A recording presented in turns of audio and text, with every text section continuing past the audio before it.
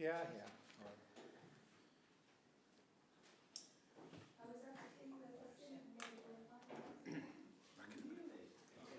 Right. Yes, thank you. I've never enjoyed reading a report so much. It's good, isn't it? Yeah, I thought you'd like it. I've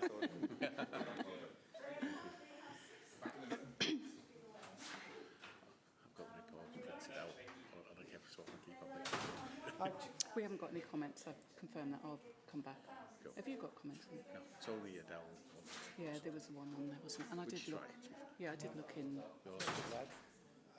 read the tripod in the Bible, they were both outstanding, and they were nowhere near as costly. I've never heard that sort of tone with, Yeah, it's good. fire. But I'll put in an email tomorrow to say that we haven't got any comments. I would say though, I mean, not that I would suggest doing this, but it's hard to see why health and protection isn't outstanding. Yeah, it is. Yeah, I mean, I get this recommendation for care leavers, I get this recommendation for children care. yeah, So, but it's not even. yeah. It's. And also, It might have been the place with parents that probably stuck in their mind, but that was all resolved, wasn't it? but, I mean, the other thing is as well, though, you don't want it to kind of move over, and then it's like, because it's a pressure to keep all that, isn't it? Whereas Yeah, I think yeah, the yeah. steps to the next one Yeah, is yeah. quite It's good. Yeah, yeah. doable. Okay. It has gone 6 o'clock, hasn't it? Yeah. Okay. Sorry, the speaker says 17:56.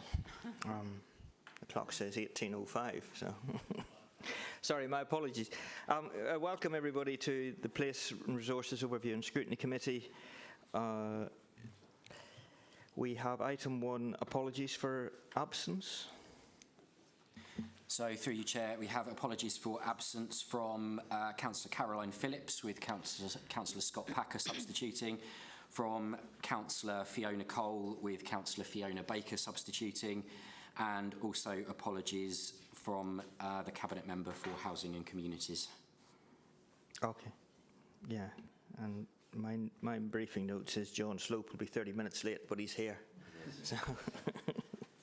So welcome. Any declarations of interest? Nothing of interest.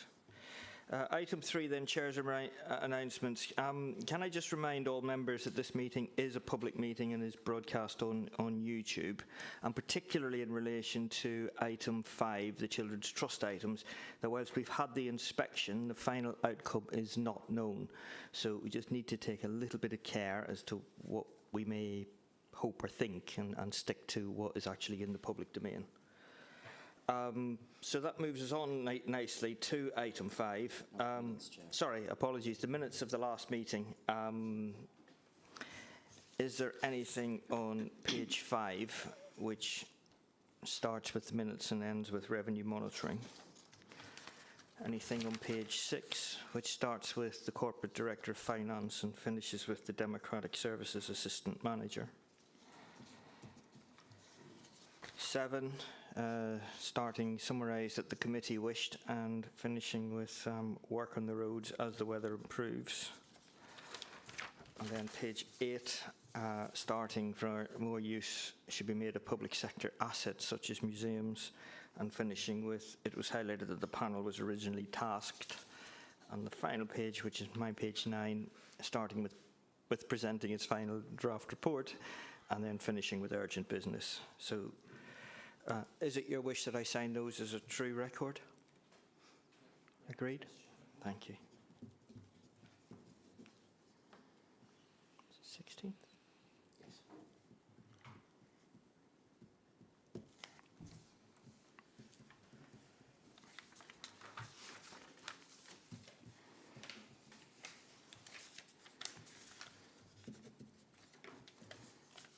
So, okay. Thank you.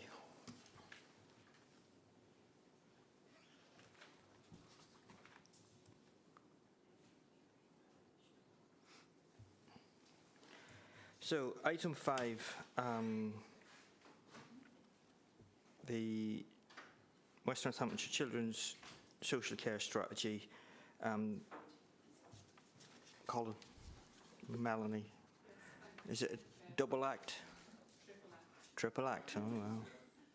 Sorry. Thank you, Chair. So I'm just going to very briefly introduce the item just to give some context. Can you hear me okay? Hear me now? Sorry. Probably need to apologies. introduce yourselves because there's probably a lot of members here that don't know who everybody is. Okay, so I'm Melanie Barnett. I'm the Director of Children's Services for West Northamptonshire Council. Hi, Colin Foster, Chief Executive, Northamptonshire Children's Trust. Hi, good evening. Andrew Tagg, Director of Finance, Northamptonshire Children's Trust. Thank you. So I'm literally going to take probably even a minute just to introduce the item and just give some context to it. So I know that members have had slides, so if we could move on to the first slide, please. So what you'll see in front of you is, and you'll all be very familiar with this in terms of our priority plan for children's and the outcomes to deliver by 2030. I'm not going to read them all through because I'm sure you're all really familiar with them. But what I do really want to highlight is it's important in terms of the way that we work with partners to deliver the right help and right support for children and young people. And I think also the other important aspect is interventions and making sure that they're appropriate and proportionate to the level of risk and need. And what you'll hear throughout the presentation from Colin and Andrew is some of the risks that we do see and how we have to respond to those to make sure that we protect children. If we move on to the next one, we thought it would be helpful for members just to identify a few of the approaches. And again, members will be aware there are a number of national reforms. We've been definitely inundated with reforms, I think it's fair to say. So we've got the Best Start in Life, and again, that's been to children's scrutiny. We've got the Family First Partnership, which is we need to implement by April 27. And what we're also working on is our fostering and kinship care, and again we'll talk about that as we speak. And I think one of the important aspects which members will, I'm sure, have conversations around is about placement sufficiency. And you'll see when we come on to the finances that it really is the placement sufficiency that is a real challenge for us. And I think the other thing which members will be interested in seeing is the statistical neighbours benchmarking, which again gives the perspective from a national and regional perspective as well. So I'm going to hand over to Colin to take us through the next slides. Thank you.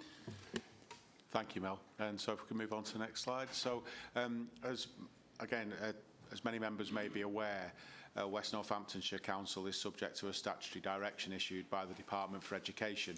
The statutory direction was issued to Northamptonshire County Council back in 2019. There are two key elements of the statutory direction. One is that there is an improved Ofsted judgment.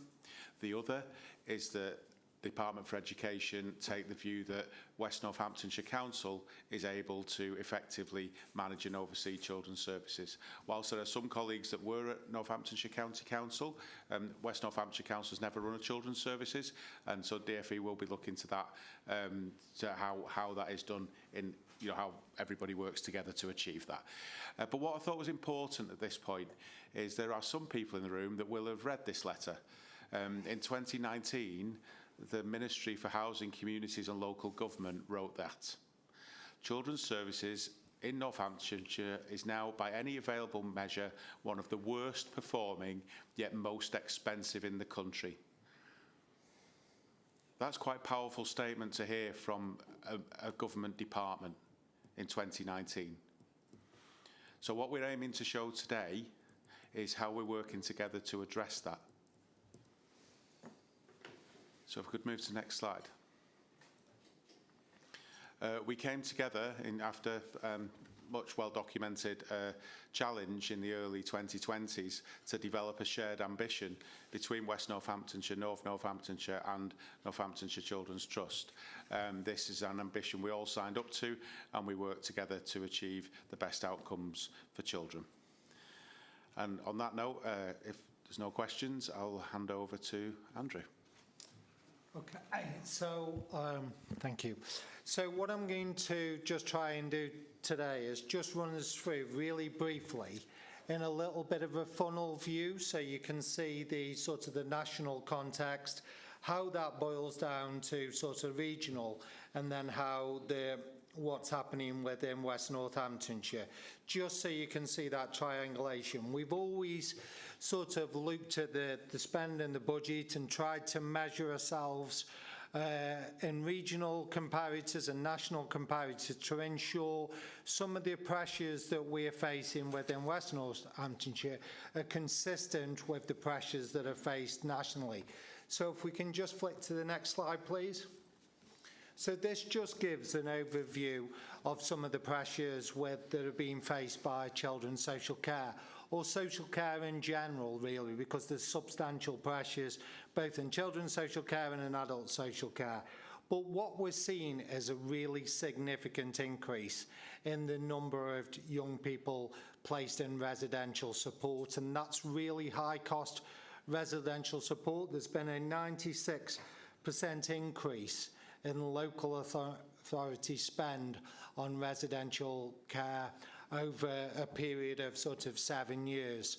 And that is really challenging. And when we look at the increase in the budget, and there has been a significant increase in the budget for West Northamptonshire, we've seen a 37% increase in the budget from 21-22 to 25-26. So there has been a sizable, but this is really consistent with what's happening across the country. Some of the demands, our demands are in exactly the same that are experienced elsewhere. So if we can just flick to the next slide, please. What we try and do, and this is national data, this is not our data, this is returns that are submitted through the various returns, the revenue outturn forms, the revenue actual forms, section 251. So this is sort of national data, and you will see how we compare against our statistical neighbours. You will always see North and West being really close, and those are the two bars that are highlighted there, because the contract split at the moment is split on a percentage basis. So currently, as part of the contract sum, West Northamptonshire contribute 55.84% and North Northamptonshire 44.16%. So you will always see that comparison really closely. And if you just take that sort of an average across there, West Northamptonshire is underspending by 3.4 million against the average within the statistical neighbours. North Northamptonshire 2.8 million. So you will see the most significant underspending statistical neighbour is Wiltshire, and then Chester West and Chester Unitary Authority against that average by 24 million. So that's how we benchmark. What I've tried to do on the next slide, and again this is through the data source, is just make this a little bit regional. The challenge with the regional data set is you're comparing county council structures with unitary structures, city structures with the county council in Nottinghamshire. So you will get a really big disparity between the sort of the funding that you see there and the spend. You can see the top corner, Nottingham City, that spend is really, really high. But again, you will always see sort of some of the county councils being a lot smaller in that area, because they've often got a city as a unitary within that sort of the footprint. So what's driving the demand? If we can move to the next slide. It is really, and this is locally what's driving the demand, increased use of the residential care. I've got a slide a bit further on that shows that really big change, and we have really seen that over the last 6 to 8 months. Limited placement availability, increasing complexity of need, reliance on specialist provision, that's the really expensive specialist provision that we referenced earlier. Pricing pressures within the provider market. We've seen over the last 3 to 4 years the inflation in the independent sector running at about 6 to 7% per year. So that is a really big challenge. That is also enhanced by the changes in the national insurance that was passed directly from providers onto the sector. So we've got really significant placement sufficiency challenges. Insufficient foster carers, And you'll see just a little bit later the big difference between the cost of a foster care provision as opposed to a residential provision, because that is really stark when you look at those average costs per week. Limited local provision. West Northamptonshire has got a really ambitious capital programme. We opened one of the fastest homes in partnership with Homes to Inspire for the DFE funded bid. Therefore, on the back of being so successful in delivering that bid, we were also successful for further funding. So a really ambitious programme to build more local provision, utilise some of the assets, not just for children's homes, for supported accommodation as well for young people aged from 16 to 18 as they transition into adulthood. So there are some really good green shoots to go through, but we know that this takes time. So if we can just move to the next one. So this is the summary, and this is the sort of the financial position.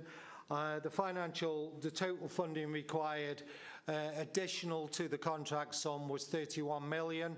That is split on the contract sum percentage split that I talked about earlier, and that gives the pressure for WNC of 17.4 million. The breakdown of the three elements are split between the three main areas. So you'll see that the bulk of this, over 88% of this spend or this pressure, is around placements, and say the next chart talks a little bit more. The staffing, one of the big challenges, we had a significant agency workforce. We've worked tirelessly to reduce that agency workforce. As the reputation of the Trust has grown, we've filled a lot of the vacancies during the year. So we have got a significant vacancy factor built into the contract sum of 4.5%. As we've brought on more staff, we've seen that the challenges in delivering that vacancy factor. So that's where the overspend or the additional pressure comes through of that 1.3 million. But just to be conscious, we did deliver 2.2 million of the vacancy factor. We have during the year reduced our establishment. We will continue to look at ways that we can reduce the establishment. One of the big challenges is the caseloads are linked to the sort of the contractual and the KPI, and we have seen an increase in demand. So we need to keep the cohort of social workers as the early help systems and other systems embed. That will hopefully reduce demand. Therefore, we can reduce the sort of the workforce. But what we have done is focused on areas like some of the support services areas, some of the structural areas, to reduce the establishment of the trust. And then the last item is other care. This is where we are putting bespoke early intervention support into families to stop that family breakdown and that young person coming into care. And if you can, I know that sort of number looks quite big at £1.5 million sort of pressure within that area. Our highest cost placement at the moment is 1.3 million a year.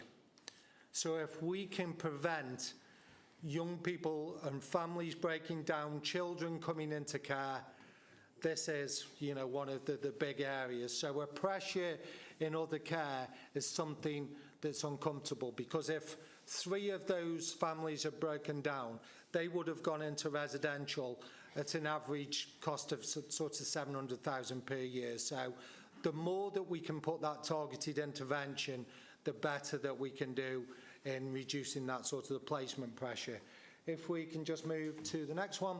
So this is where you'll see the biggest pressure. We started the year with 150 residential. We ended the year with 198 residential. So that's an increase of 48 residential placements. The average weekly cost for a residential is £6,000 per week. So if we want to see where the pressure is coming from, that's probably the most telling slide. The most disappointing element of that slide is we haven't got a significant increase in foster care placements or the use of the fostering care sector. If we'd seen a similar rise in that sector and the residential had stayed the same, that we would have seen a completely different financial landscape. The last column on the slide is post-18. West Northamptonshire have done a lot of work to create more provision for housing accommodation for post-18. That's the biggest cohort that's moving through the system at the moment. 32% of residential placements are over the age of 16. So we're seeing these young people now move through the system.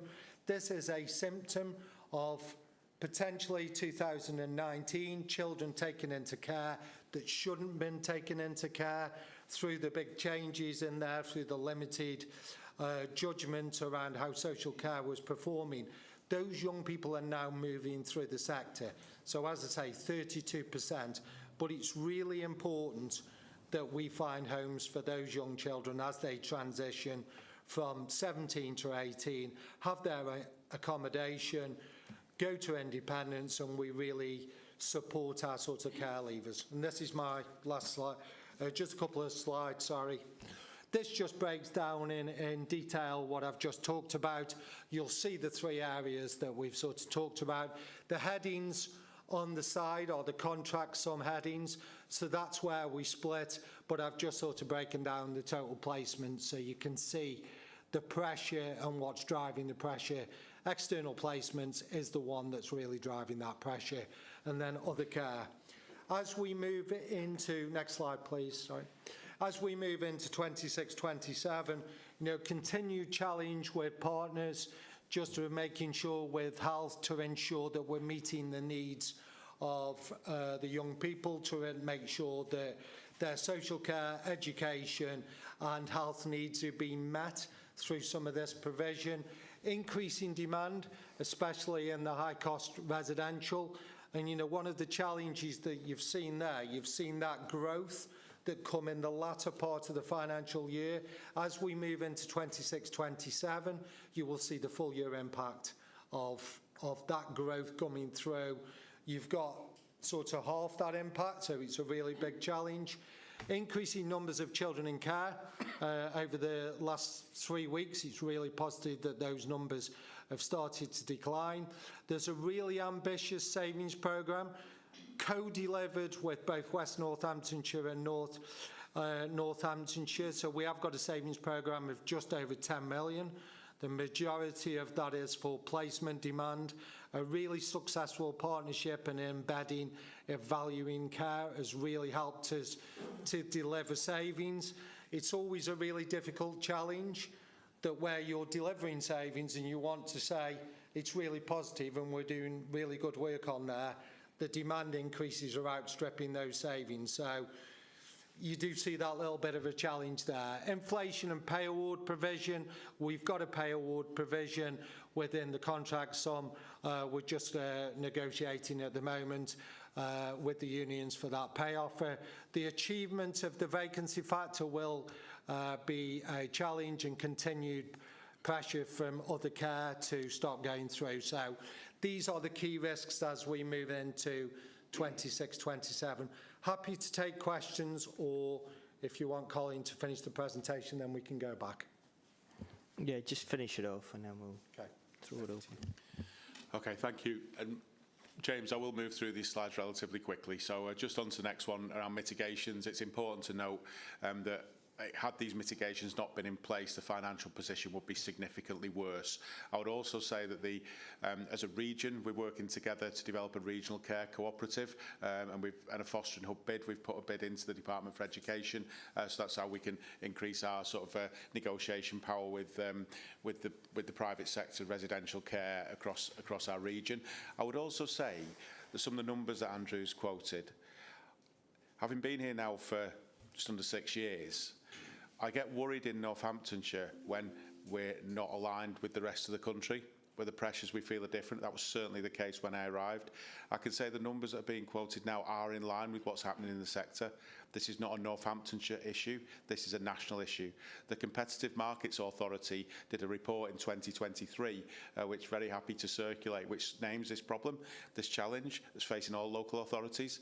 So I think it's just something to be aware of, and I'm very happy to discuss with any elected members of the council, about any more detail of this. And I know with the administration of the council are, in fully understanding of the situation, as are people who've been experienced children's services for a long time here.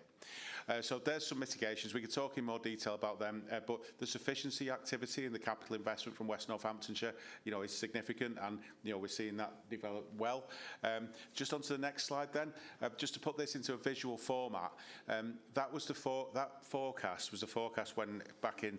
I remember starting and seeing this graph at 2020 with the forecast. The forecast was showing that by 2026 we would have 1,445 children in care.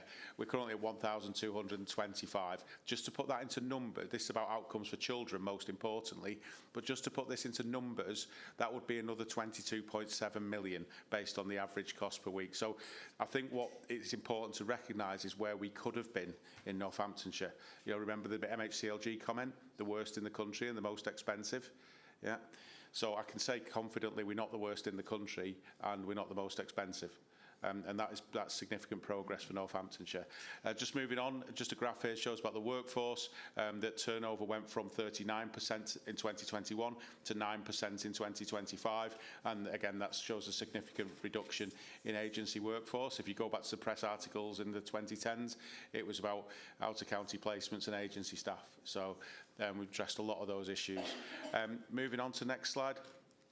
Now this is looking at where we could be by 2031.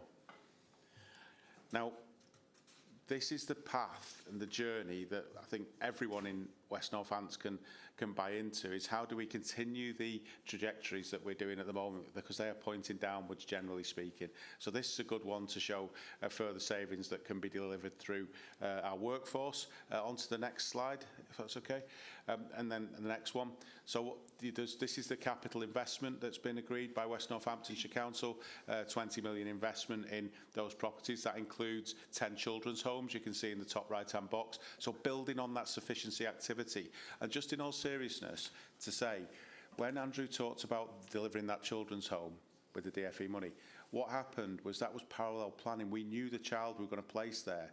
We worked with the designers to make sure the home met their needs, and that young person is still there. And that's success. It's a local home, a local provision, and the young person's still there, and it's not significantly expensive. Now, we mentioned fostering earlier on. I should also say, the positive around in November, West Northampton and North Northampton agreeing a change to fostering payments. We've seen a significant uplift in interest in becoming a foster carer. So what that is, that payments are made now on need rather than a flat payment. So if we move to the next slide, you can see the number of inquiries has doubled from the previous 6 months to the last 6 months. This is the momentum that we need, because if we're, as Andrew said earlier on, that significant increase in residential, if that increases in foster care, it's a completely different financial picture.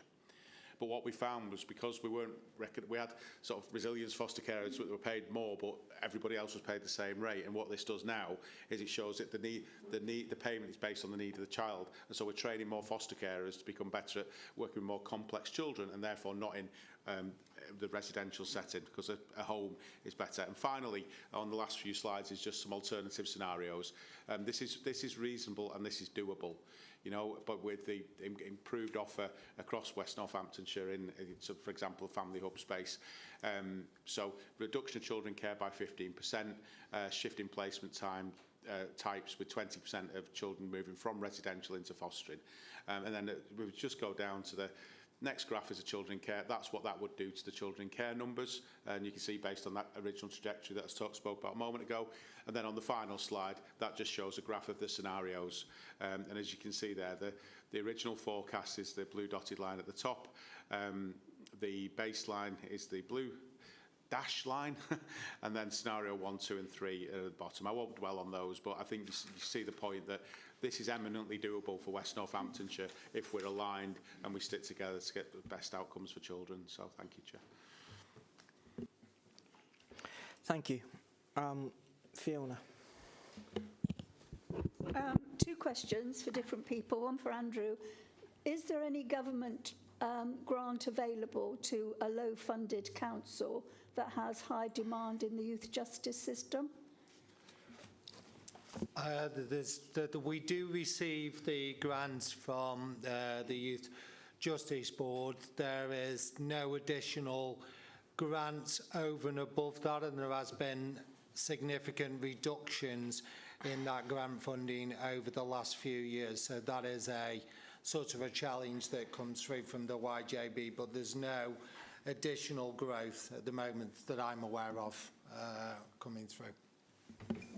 Because we are aware that that's the result of some of our overspend is the youth justice accommodation.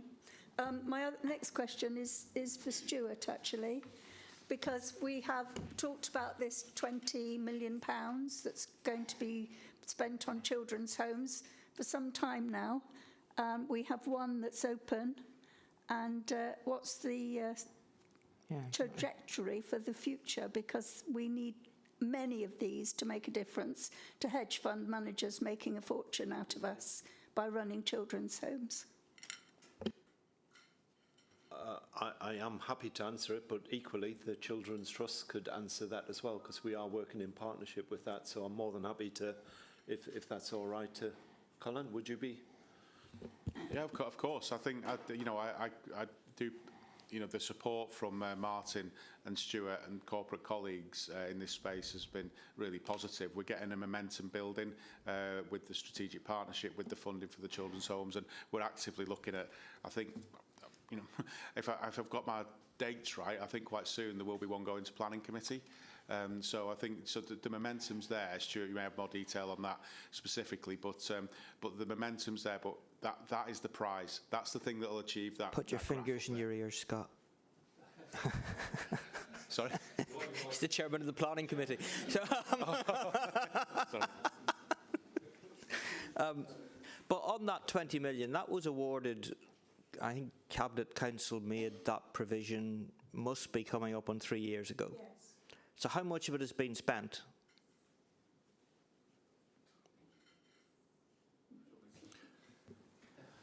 Do you want to answer? Okay, so I can if you want. So look, I don't want this to feel awkward. Okay, yes, it was some time ago. It was set. What we have had to do is find the right properties, working with property colleagues on.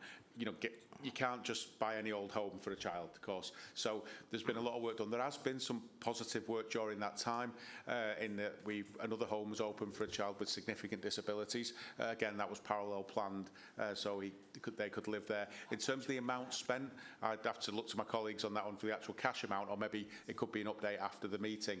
But what I can say is, if I was worried that we weren't on the right trajectory, I would say.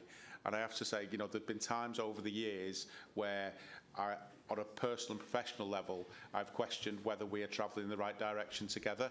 I can now categorically say hand on heart that we are. And that's where we need to be with. But we set aside 20 million quid in order to increase the provision and reduce the costs. So how much of it have we spent?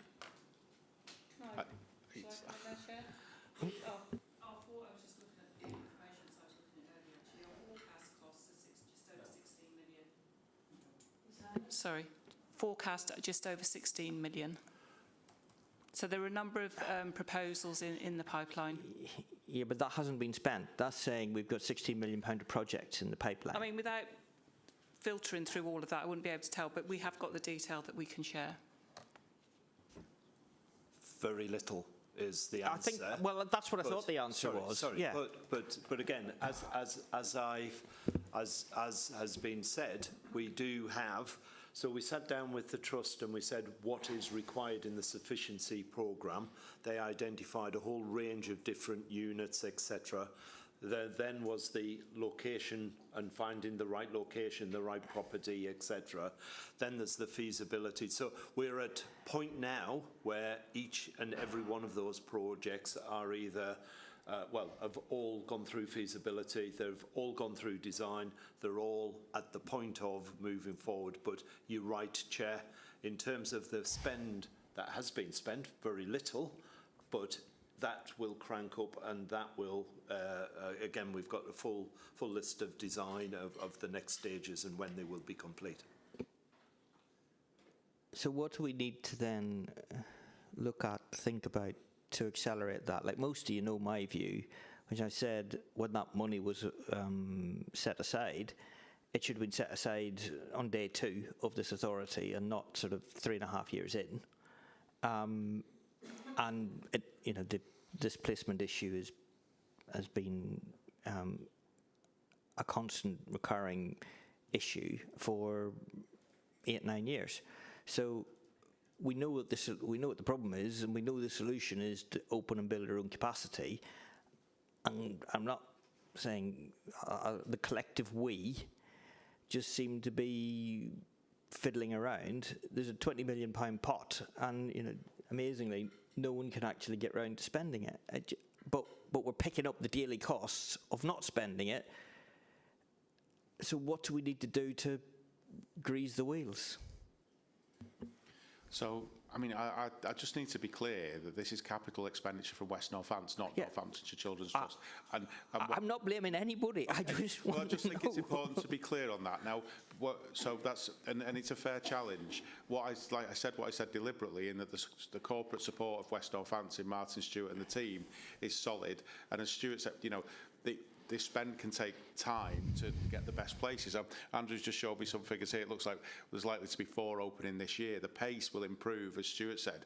But we've had to do a lot of work between us to get to the right point, to get the right places. So I can confidently say, and I say this on behalf of West Northants colleagues as well, no one's been sat on their hands on the money. I think the point about could this and should this have happened earlier, like 2019 under county, absolutely it should have done, because then they'd all be open and running, wouldn't they? So I'm not defending the position that we've, I'm saying that what we're seeing working together is improvement, and they'll be open. Okay. So that's what we're hoping. And also picking up on Fiona's point on that, what can we do collectively to put a spotlight on these costs of remand? You might tell me the proper terms. But when a court remands a child into the custody of the local authority, and we in turn presumably then have to get them secure accommodation, I think is the right term. If an adult was remanded into custody, those costs would be picked up entirely by Department of Justice or whoever it is, not the council. So why can't we recharge DOJ? Thank you, Chair. And I have to say, you're articulating a point that has caused significant challenge across the country. As it stands, it is a responsibility of the local authority nationally. There is a question. We can't control if a remand's made. We can't control if there was to be a suggestion that place had to be outside of Northamptonshire, for example, which obviously adds extra costs. So, I mean, obviously, I can't, as an officer, I can't say, let's do it. But I think you do recognise the national challenge that a number of people have raised concerns about. But we surely, as local authorities, even ADAS or County Council Network or ourselves alone, we should be pushing back to government in saying this just is not fair and it is not fundamentally correct that we are picking up Ministry of Justice costs. I'm not saying that we can take responsibility for a child who's remanded into custody for whatever reason. I just do not understand why the local taxpayer then has to pick up the costs, and we cannot just rebill that to DOJ in full. In my view, we should. So when people then say, as they do, why is that pothole not being filled, we at least can say we're waiting for you to pay X million quid of recharges.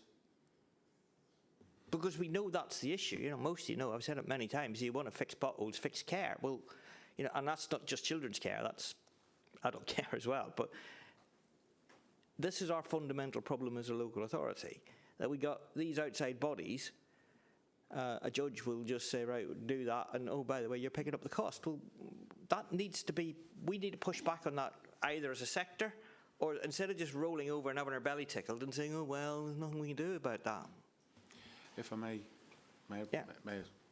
thank you. Apologies, Councillor Keith, just to come back on that. I just wanted, just for the record, Chair, I do understand the point made, just for the record, I have to say this, obviously this is a public meeting, but a child is, if they're remanded into custody, that is MOJ. If they're remanded into our care, which happens in the majority of cases, such as the recent Briar Hill incident, is that we have a very good relationship with the judiciary. Yeah, but I don't want to go into anything that may be subject to court proceedings, but it's just that general... Of course. Yeah. So just because it's a public record, I thought it was important to clarify. But just to say, we do have a good relationship with the judiciary in Northamptonshire, and we're working together on such matters. So thank you, Chair. Right, okay. Jonathan? And then, sorry, were you finished, Fiona? Yeah, okay. Yeah, thank you. Thank you both for coming along with the detailed report. There's obviously no doubt that there are some national trends that we see in the midst here, and that I think is evident to all of us.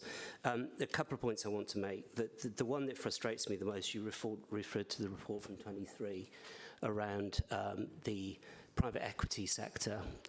That again seems to me like an area that I don't know what we're doing as County Council Network or LGA or anyone else in terms of lobbying that particular point, because whatever that is the situation, even if we start to bring more into our own care and our own system, we still will have that fundamental problem of potentially making profits when perhaps, I'm not saying people shouldn't make profits, but it seems to be extortionately high compared to where maybe it could be. So capping profit sounds like an idea, but I accept that's not our decision. But again, it'd be useful to understand if there's any lobbying or anything of that nature going on in the background around that issue, because that will require a national change. That's not something that we control ourselves. Going back to the development of our own care homes, the 20 million. My question around that is similar in terms of the timeframes. We're all obviously anxious or disappointed that we're not a bit further down track on that front.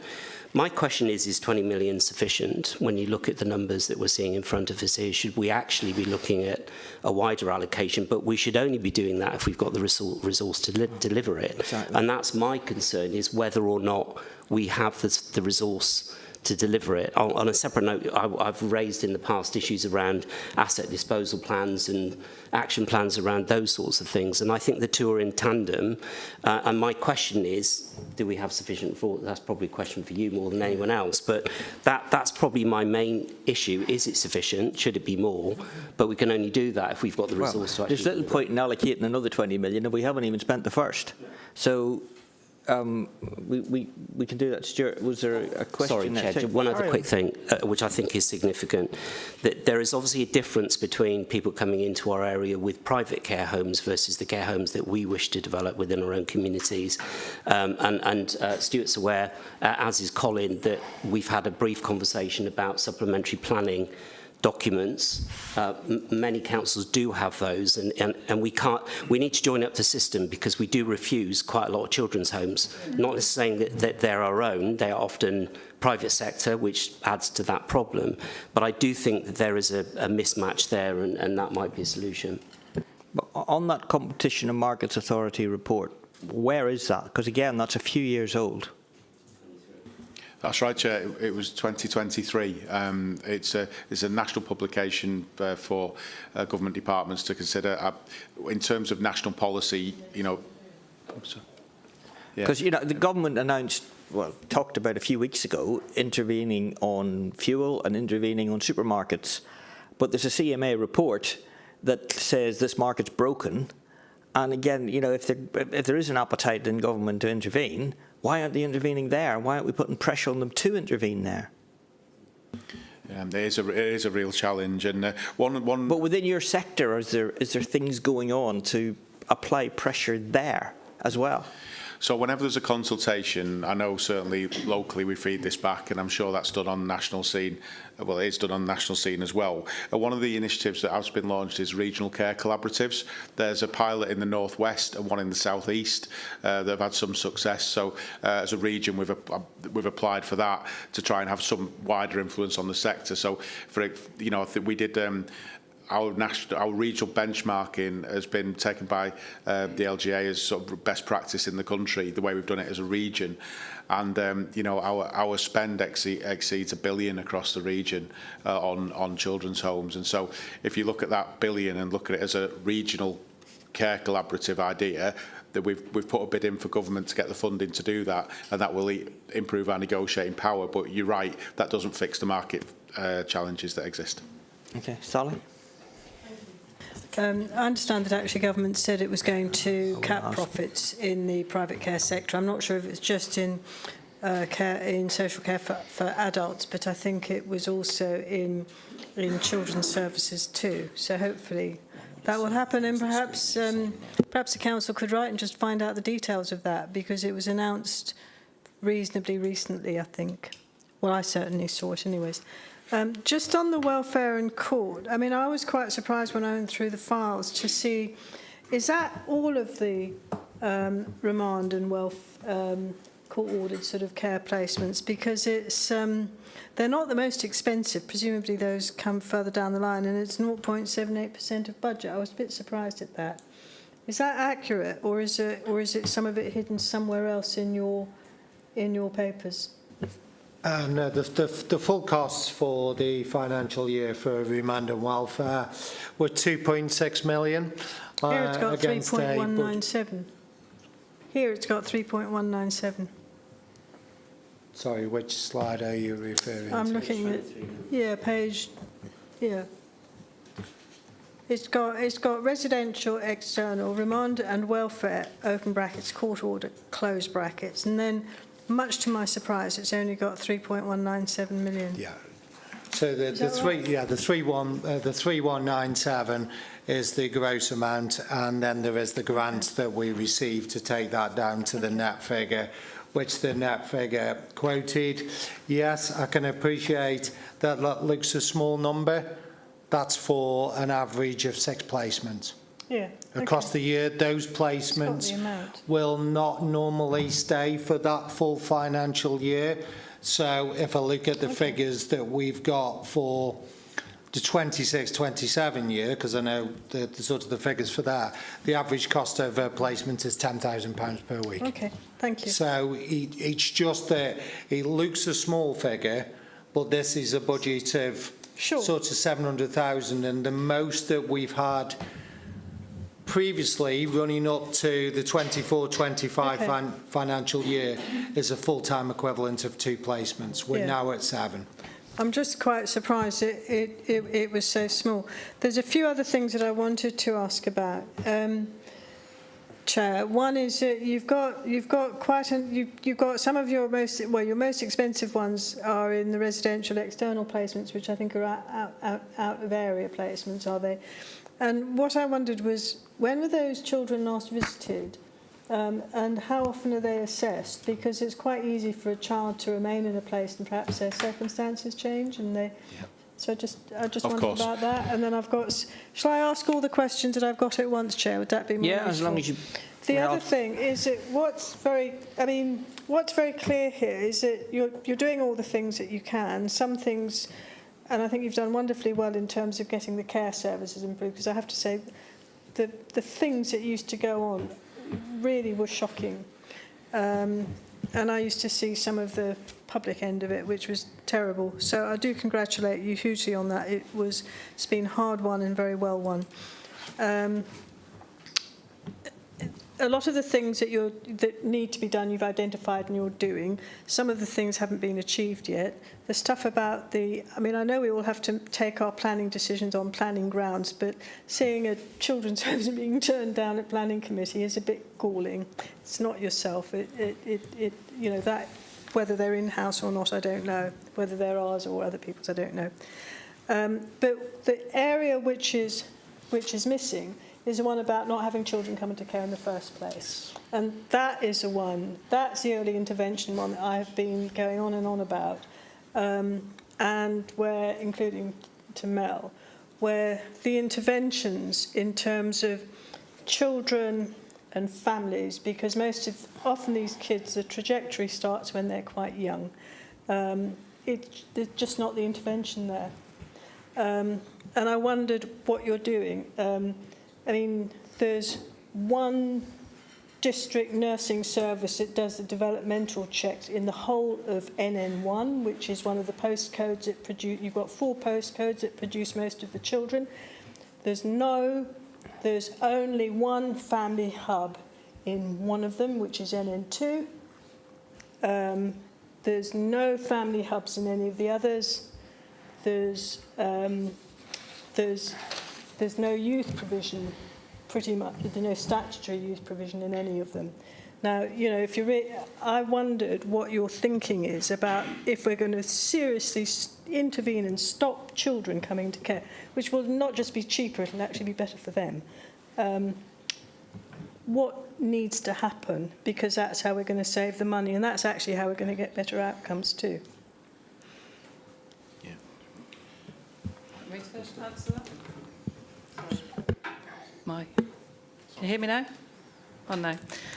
Yeah, just going back to Councillor Harris's point, and I think Councillor McCord, you asked about CCN, and there is a report being published on the 22nd of this month, which talks about just what you're talking about, Councillor Keeble, in terms of that prevention. And there's been some financial modelling done around that as well, so that will be a report to look out for.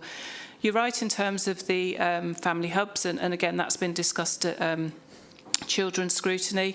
You'll be aware, because I've said it several times, we didn't get the initial funding for family hubs, so we have now received some for this coming year, and what we're focusing on is exactly what you're saying as well in terms of that best start in life. And again, that programme and that plan came to Children's Scrutiny recently, so we are developing more hubs. In terms of the centre of Northampton, we work with a number of charities as well, and we do outreach. So Spring Charity is a really good example of a partnership that we've got where we go out and they are part of our Family Help Board as well. And then if I talk about the youth strategy, which came to Cabinet recently, that is part of the development in terms of youth services. What I would say from the work that we've done with the National Association of Youth Clubs, there is a lot of youth provision, and I'm talking West and North Northamptonshire. I think the biggest challenge that we have is how do we make sure that is communicated out to families. So I'll give an example. When I was speaking to somebody from NAYC, they told me in the research they'd done, they'd found an extra 200 youth clubs that they weren't aware of. So I think for us, it's about how, it's not just about the council, it's about how do we work with our partners, which goes back to what we were talking about in terms of the One West Northants plan. So I think there's definitely a lot more that we can do, but just to give assurance, we are doing that as well. And you're absolutely right, when children come into care, I'm not suggesting it's too late when they come into care, but we need to intervene at the earliest opportunity. And that links into schools, it links into exclusions, it links into special educational needs and disabilities, it weights into children that are waiting for support from health services. And there's an awful lot of work being done through the Family Help Board, the Youth Board, and our Special Educational Needs and Disabilities Board as well. So it is much more coordinated than it's ever been, I would suggest. But surely we must know that if we spend £10 on intervention, we're going to save whatever, 100, probably 200 further down the track. Because the single biggest lesson that anyone should take from the failure of NCC was cut the early years, cut the prevention stuff at your peril. Because when these people are presenting later on, they're in a much worse situation. Their needs are much more complex, and therefore the cost of sorting it out is much, much higher. So saving £1 costs you much more than £1 further down the track. So again, it's the pace of all of this. We know what needs to be done. What's our accelerated plan then to roll it out and actually start getting those savings in the bag? And I appreciate this will be 3-5 years down the track before you'll actually see those savings, but we have to start at some point, and we keep talking about it for the past 3-5 years. We could be there now. Well, I think in terms of the, if I may, Chair, through the family hubs, we have seen that accelerate. And if you think back just over 12 months ago, we didn't have a family hub in West Northamptonshire at all. We just didn't have one. So we've now got, in terms of our hubs and spokes, I'm doing this from memory, I think we've got 7 open now, and we've got plans for another 3 or 4 that will be opening. In terms of working with current assets and areas that we know need support. So, for example, Councillor Sorry, Councillor Packer, I always pick on you in these meetings. But, you know, I've been liaising with Councillor okay. Packer. I think you pick on him as well, to be fair. I've been in discussion with Councillor Packer because his particular area, we do need a hub in that area, and we've been looking, and we have now identified a space. Equally in Northampton, I know, Councillor Keeble, you have a different view in terms of the Northampton location. We've invested in terms of the library, but what we're also doing is supporting our communities through outreach. And I think the other thing which will come out of the CCN report, which is really important, a lot of communities are not trusting of statutory services, are not trusting of the council, and it's actually how do we work with the communities and the sector that they trust, and that's definitely the vision and the plan that we've got. It's not all about the council doing it, it's about enabling and supporting our organisations to support our communities. Sally? Chair, yeah, if I can come back on that. I mean, I completely agree with you about the point that you have to deal with people if they don't trust the council, and that's one of my arguments about the library, that if you're asking them to go to a place they're not used to with an organisation they don't trust, that is more challenging than having something that provides a network provision of local organisations that they do trust. I mean, I'd be fascinated to know where all the youth clubs are, because there's a real difficulty in those postcodes. 1, 2, 3 and 4, I'd have thought it would have been 5, which is part of mine as well, that they don't have places where they can run youth services, and where access to facilities, resources is actually disappearing as well, and where opportunities are being missed. Now, I completely understand the argument that says that, you know, government didn't give West Northampton money, and I'd have loved to have seen it come here. But even given that, you know, if it's possible to provide some intervention using council money, it will, as the Chair said, pay absolute dividends, but it needs to be targeted. And I noticed you referred to partnerships with quite a few agencies, but you didn't mention the health services. And I have heard people say that sometimes the ICB is a bit more challenging to deal with, and I don't know if that's where the work needs to be, because the fact that there's own, I mean, you know, you can see the difficulties starting with children at a very early age with the families, and you know it's often inherited as well, isn't it? It sort of ripples down through the families, and the fact that there's only one district nursing outlet to deal with the whole of NN1 is absolutely pathetic, and they do a lot of visiting. And so they know what's going on in their homes, but I don't think they have any point of interface with the housing services. And I just wonder if the connections are there to be able to pick up on the children who are in the most acute need, bearing in mind that they're usually not in school either, are they? A lot of them are outside of school either, you know, for whatever reason. That there's a real need to identify those children and deal with them long before they get into the position of being in problems. So we have done that piece of work. So we've worked with Youth Justice Service, the Children's Trust, the education teams and health to understand the children that we're most concerned about, and those children aren't necessarily open to services. So we work really well with NHFT in particular, and what we do have is an Assistant Director for Integrated Services that reports to me, and she works with us and she works with NHFT. She's an Assistant Director in NHFT, and I think what I've definitely seen from that is the doors are open. We just need to push them, which we are. And just to give you an example, in our family hubs, you know, we're looking at GPs being in our family hubs, you know, whether it be a day, a week or whatever it might be. We're looking at school nurses being there, health visitors being there, immunisation, support for families. So I think there's definitely a lot of developments that have happened with health. Can we do a lot more? 100% we can do a lot more. But I feel really proud, and again, it was something I said at the scrutiny in terms of what we've done done with our family hubs, what we've done with our early intervention. It's not enough. I'm not going to sit here and say it's enough, because there can never be enough. And I think, going back to your point, Councillor McCord, we won't see the impact of that for 2, 3, possibly 4 years.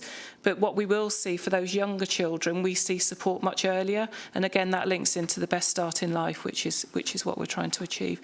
Just to add, Councillor Keeble, if I may, you mentioned N1, 2, 3 and 4. And what we do know is, and I know some of you are aware, for our children that come into care, the majority of our children that come into care in West North Hants are teenagers. And they are within N1, 2, 3 and 4.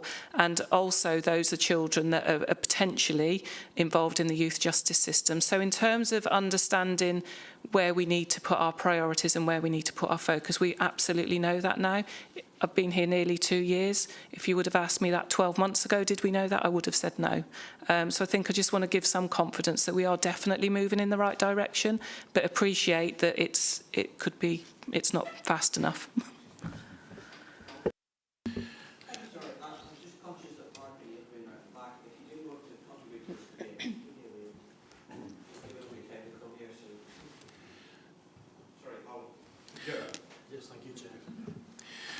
Thank you, Chair. Just to add to what Mel said, back to Councillor Keeble's question earlier as well, the residential homes, there are an increasing number that we're working to get in Northamptonshire as a whole. There are some that are out of county as described, but mainly, where there's different challenging needs, but we do, and wherever children are placed, there is regular visiting, depending on needs. So at most it'd be 4 weeks, but if there's a significant concern, there is that happens a lot more regularly. So we do have that oversight of that. And the thing is, I think what is important to recognise is, there's been some significant challenges in Northamptonshire over the years. At the moment, this is the best opportunity for West Northants to really move forwards. I think, and I've mentioned the corporate leadership team earlier. I'm not just saying this to be nice, because we do challenge where we have to. In appointment of Mel as Director of Children's Services is a really powerful move for West Northants. I think you've got a really strong leader who's well respected in the sector to drive things forward. So it's good to have that. It's good to have the relationships. It's good that we can work together and have these discussions. And of course there are some challenges. There's lots of issues, outstanding issues that we need to address, and we are together. And I think the point about pace is really valid, and I certainly commit to doing whatever it takes to continue to drive this forwards. Okay. Do either the portfolio holders want to say something? Or I see Mark's indicating, but Mark, yeah, come up to the mic if you want.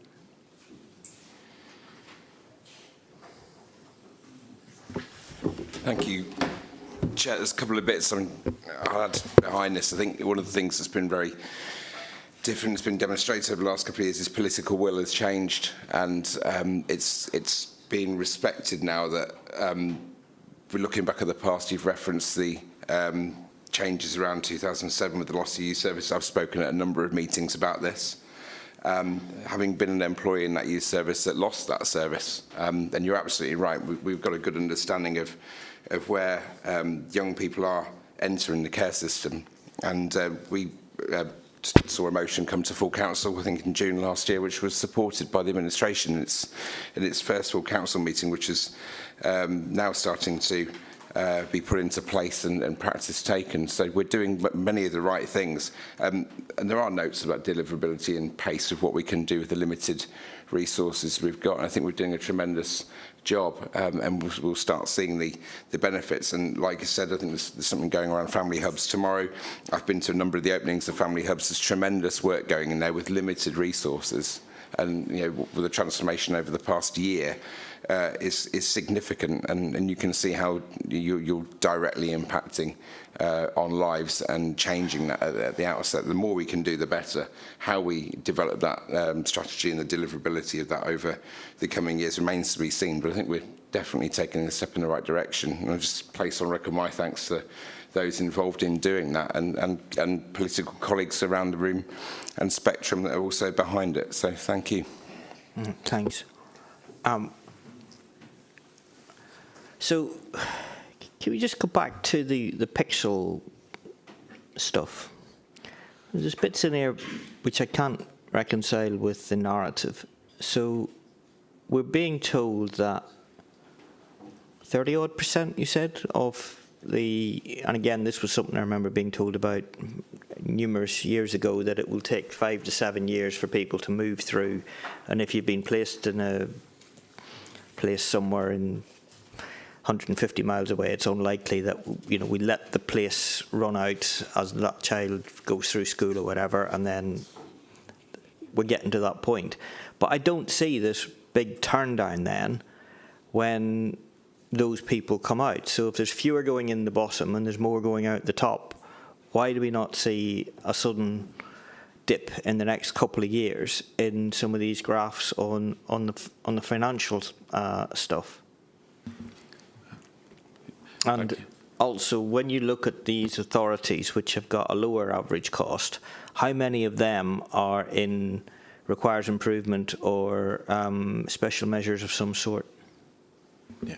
Okay. So, I mean, the benchmark analysis, the pixel, is a moment in time, is what I'd say. The graphs that later on in the presentation do show that, if you know, that downward shift. What I would say on that context as well is that, you know, children that came into care in the mid-2010s, if a child came into care at birth in 2010, they're only 16 now. So there are a lot of children in the system that came into care during that 2010s, which, had the practice been what it is now, perhaps that wouldn't have happened, is a key point to make. And in terms of the Ofsted outcomes, now this isn't an exact how can I put it? Isn't an exact correlation, but the majority of the authorities that cost more tend to be inadequate or requires improvement, as graded by Ofsted. Those who cost less tend to be good or outstanding, as graded by Ofsted.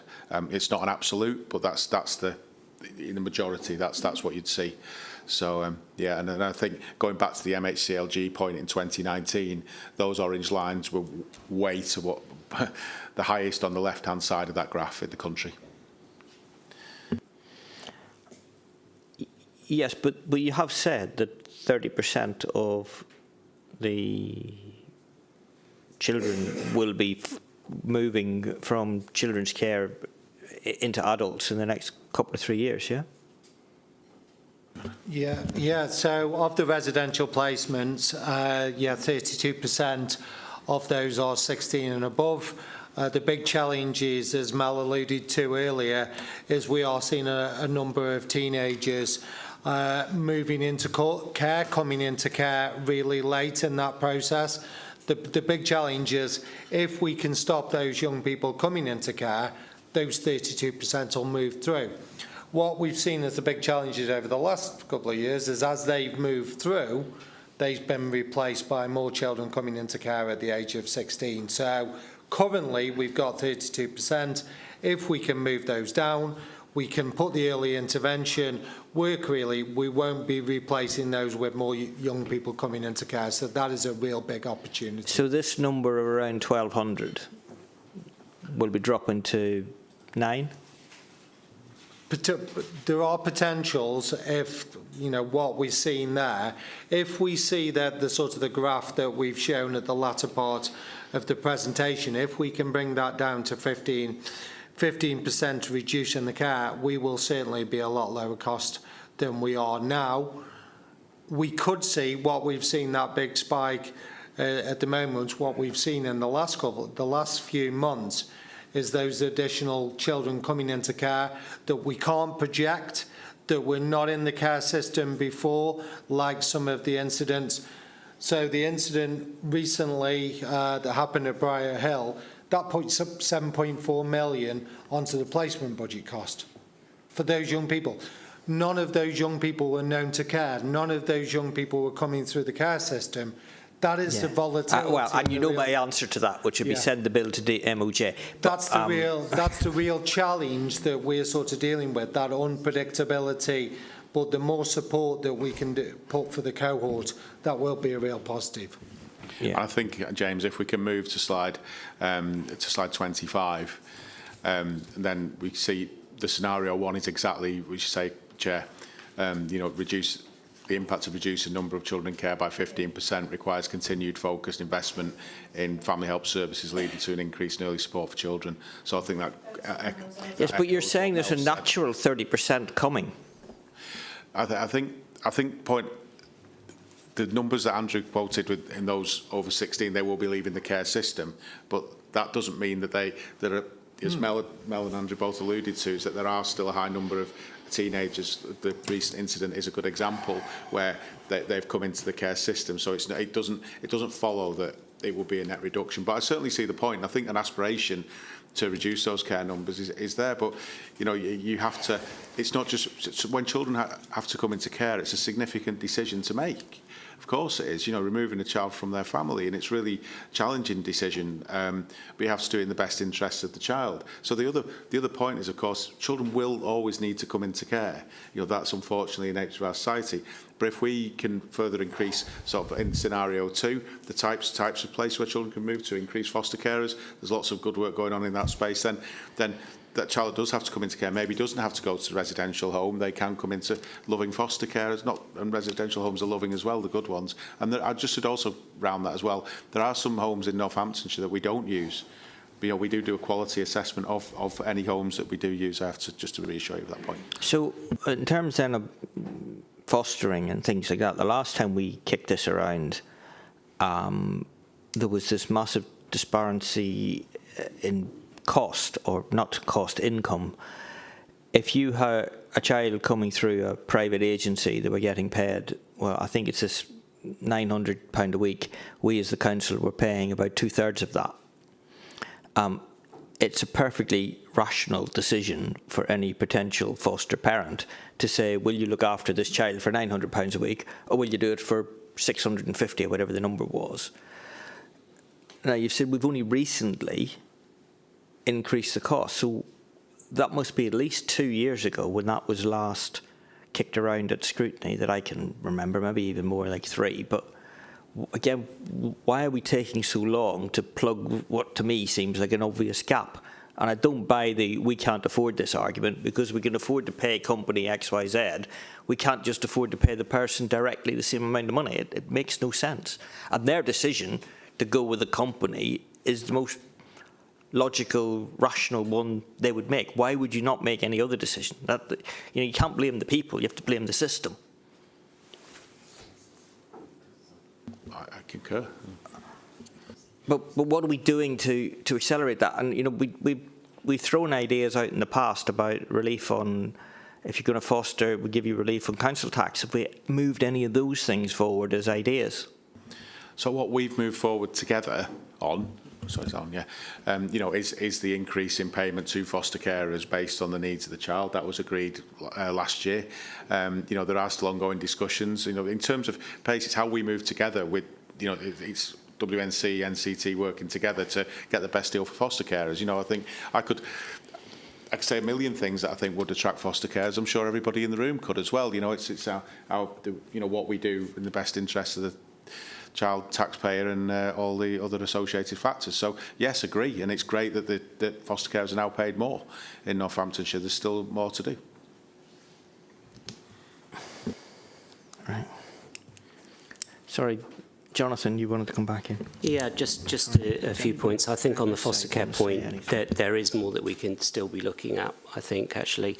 I'd be interested to know if we have data, for instance, that tells us how many foster carers we had when it was county council 16 years ago versus today, because it does look like we're struggling to break through and push that trend upwards. So I think it'd just be interesting to see and to try and understand a bit more about that shift in terms of why we've seen that downward shift. On that particular point, I have some people that were fostering locally until recently, initially through private sector, and it wasn't just a financial decision for them. They felt at the time they were getting more support in that arena than they were getting historically through not just here but any council. We've talked about that, and I believe we've made some inroads in there to provide better support for some of those things. So I think the whole fostering area is another area we probably should revisit and understand what more can be done and why we've not done the things maybe that we already said that we could do. The areas I want to talk about, again, specifically going back to this 20 million or 16 million lined up, or whichever number it is that we're working with, I think the other important factor is we need to be working with us as ward councillors in the local areas. I'm obviously very aware of proposals coming down the path in my neck of the woods, very supportive of that, want to do what I can to make that work very effectively for both the council and the community. And that's the point that's really important about making sure the community comes with us on these particular issues. So there are a number of schemes I highlighted there, 10 homes, one pace, one parent, baby homes and so on. Thanks, James, on the slide that shows the coloured blocks. My question is, are we making sure that we are working very closely with ward councillors on those schemes, doing the best that we can to make sure that they're supported and can help get buy-in into the community? Because otherwise, we'll face some of those challenges that we see planning relentlessly often with any form of mention of children's care, and it causes issues for some people without full explanation and full buy-in. So I think there is something that we need to do much more about being proactive with those things, understanding where those schemes are, what does it look like, what are we doing within the community to make sure that they're sticky. The other point I wanted to make, Councillor Knoll said the political will exist now. I want to be clear that from an opposition and previous administration, there's always been political will to address this problem. This is still a relatively new unitary council, and there was a lot of focus on safe and legal in the early years, and I think we shouldn't forget that it's still quite a new authority, and it inherited and had quite a few issues and problems to deal with. So I don't think this is the place to be talking about political will, to be honest, because I think that exists for all of us. Yeah. Yeah, I think it's much more to do with local authority inertia. It just cannot seem to get the thing moving. And I would agree with you. Well, it's just it doesn't come across as a sense of urgency that I would like to see. But you know, most of you know me for a while will know I've been saying that for many years. Sorry, Solly, and then I want to bring in the portfolio holders. Sorry, Solly.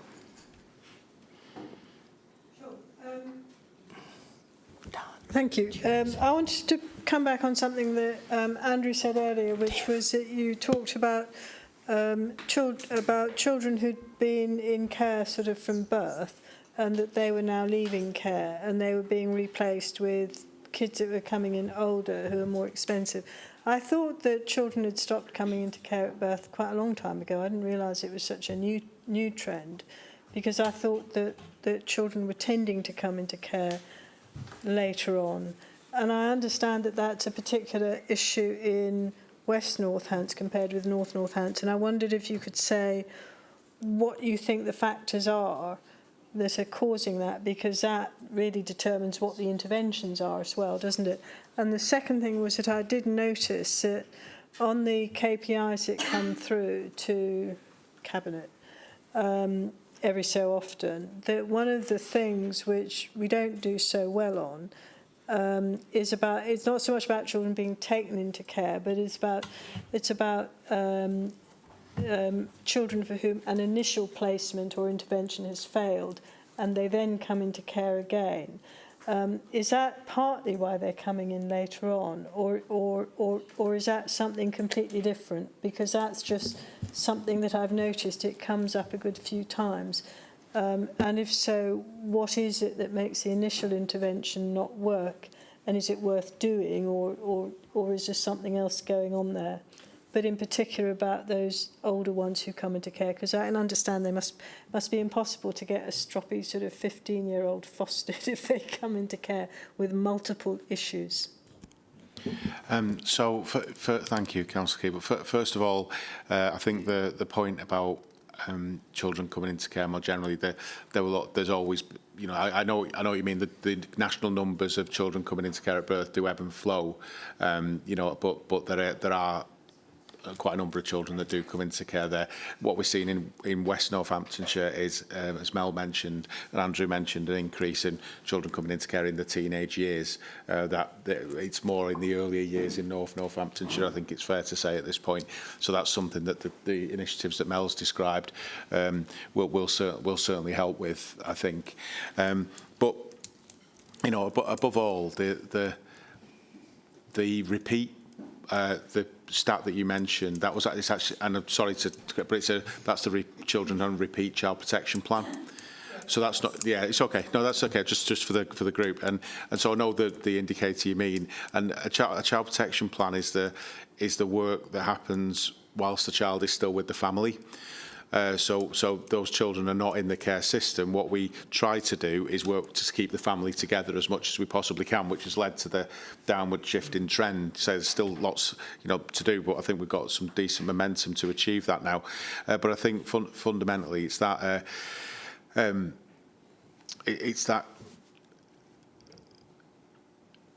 you can't keep a family on a child protection plan for forever, and so you do try and step down where possible. And unfortunately, sometimes some of the issues that have been kind of worked through with the family re-emerge, and then a child protection plan is put back in place. So it's not preferable. It's not kind of a but. It's such a difficult one between, do you keep a child on a child protection plan for longer when they're actually making some progress, you know, but sometimes that means they do come back, and it's a challenge. But it's fair challenge. Thank you.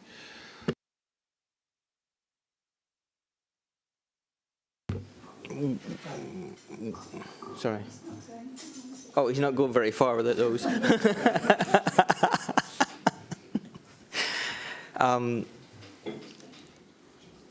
So, yeah, the cabinet members, and then I want to touch on budgets and forecasting and things like that. So, Michael. Thank you, Chair. What do you want me to talk about? Apart from whatever NCT? You want, whatever you want to get whatever off your chest. Okay. It's semi-relevant. Okay. All right. Like, look, you know, I don't want your predictions for the World Cup or anything, but you know. Well, I can give you that now. Yeah. Okay. So my view is that. Fiona. Sorry. Okay. My view is that I believe that NCT, all the officers, everybody involved in NCT Care, are doing a fantastic job. I think year on year, the budget comes out, we predict the budget, or forecast the budget. We look at what happened the year before, we look at what's happening within the environment, and then we look, I say we, obviously Colin and Mel, look at the budget and see where we need to put that budget and what the costs will be and how they're spiralling and where the spikes are. One thing we don't have is a crystal ball. Otherwise, I'd have the lottery ticket, I'd have the World Cup winning ticket, I'd do all the things that I want to do. This being one of them. Now, as it's already been said, and I echo a lot of the things that have been said. I actually wrote down before I came into the room about early intervention and prevention rather than reactive crisis management equals a false economy, which we've all agreed on, we've all talked about, and talking about Ministry of Justice and looking at recharging that back and pushing that back. Absolutely, you know, I think that's an absolutely brilliant thing to do. However, at the moment, it's in the long grass. We can't actually access that because there isn't a system in place for us to do that. That's something that I need to look at as well and see what can be done and whether we can manage that in some way and kick back as we're doing already with the reform plans that are out coming for the historical debt of the 90% within the SEND, which, you know, equates, I believe, I haven't got figures, but around about 50 million, which will put some of that historical debt. It doesn't focus on everything, and also you've got the 10% that we don't know what's happening with that yet either, which is about another 5 million or so. You carry on? Okay. So you've got the reform plans, you've got everything's been put forward for that, you know, the maturity matrix, everything's gone through the process. I've been away on holiday for the last week, so I've got 165 emails in my inbox and the avalanche keeps coming. So I keep trying to manage and look at things that go through. That's not the issue. I think the big issue here is that we've had a number of events over the last, well, I've been in this as portfolio holder for the last 6 months. And over the last 6 months, we've had a number of incidents, one of them being the Briar Hill, which has been mentioned, which equates to 7.4, I think I heard, bandied around. The cost for putting those, that's for the full year, correct? Yeah, for the full year impact on the figures and the budget. I think that another thing that comes along as well that we've not addressed really is the statutory direction that we have and the obligation that we have with regard to children's services. And I think that where we are with children's care, whether it be from early help through to Family First, family hubs, which is growing, into the youth strategy, into corporate parenting, which is a very important part of that mechanism, looking at the SEND, the HCPs, and all the different SEMH, CAMS, and all the different services within there. It's a very complex area that we have to manage. And I think that it's being managed absolutely superbly. Of course, I'd like to see the budget managed in a way that it doesn't go overspend and overrun. However, with the statutory direction, I don't have the control of that, and I can't manage it in the way as I would a budget if I was working for a private company where I had full control. So with that said, I think the key factor is that management with the services and the prevention, early intervention and prevention, rather than getting to that crisis management at the moment, is the best way, which we've been doing for some aspects for the last 12 months, is starting to take effect, and it's developing, it's moving in the right direction. So I think that the 20 million that was 3 years, that's new to me. I didn't know about that, but 20 million stuck on the shelf with 4 million out, leaving 16 million on the shelf there still. However, as already been said very well by Colin and the team, is that it takes time to put things in place to find the right home, as it does also with looking for a quality care home in the private sector, and that's the key thing, because at the end of the day, it's not about the money, and it's easy for me to sit here and say it's not about the money being overspent. It's more about the children that we're looking and we're caring for within that environment, and that's why it's the new plan, Best Start in Life. It's about that best start in life for them. Corporate parenting.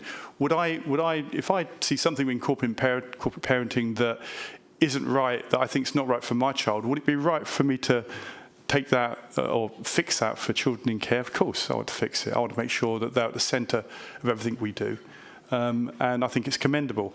The budget. Yeah, but I doubt you're spending 25 grand a week on your kids. You'll be surprised. No, I'm not. I've got a daughter too. She's expensive, but she's not that expensive. No, my children are grown up, so I've got grandchildren. So, yeah.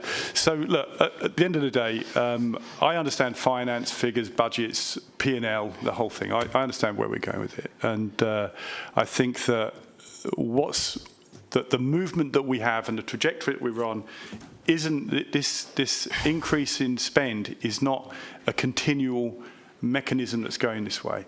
Of course, there's going to be spikes, there's going to be issues, and people come into care, people move out of care, and that balance moves and the scales move, and it will be back into where it needs to be in the green. When? Well, the first start of that is the historical debt that comes back into the budget to start with, and then we have the ICB, which you mentioned as well, which is another factor. Historical debt from whom? Sorry. This is from the government. Oh, the SEND deficit, right, okay. Yeah, SEND, yeah. Sorry, I'm talking about what almost looks like a perpetual overspend from Children's Trust. Yes. So at the moment, for the past number of years, we've almost been in this set a budget, set a contract sum, agree a number, and then we need another 20 million on top. Okay, I think you have to look back before you can look forward, and I think you have to look back at what's been happening within the system. And I think it's been mentioned a number of times that it is a broken system, and it certainly is. And you have to also look back and think, well, look on the figures where we were with the workforce within NCT as well, and how that balance has shifted down to 8-9%. So retention of workforce is much higher. The workforce that we have are passionate about what they do, and they're all collaborating with each other. And the same with the officers, with the multi-agency, and also with CAMS, and with when they get together and look at new cases and take them in, they'll go across the panel and they'll talk about the particular child in question and give certain ideas of where this child should be and what the pathway is for that child. I think that you're absolutely right with regard to the spend and going out of budget again and again. It definitely is that way. I'm not going to hide and say that it's not going to, I can't change the figures here and I can't change what they are and what they're forecast. What I can say is that the trajectory is to rein that back, pull that back in.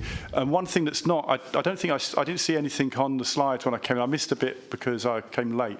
But I don't think any of the highlights of all the savings, and there were quite a number of savings that were made by Northampton Children's Trust over the period.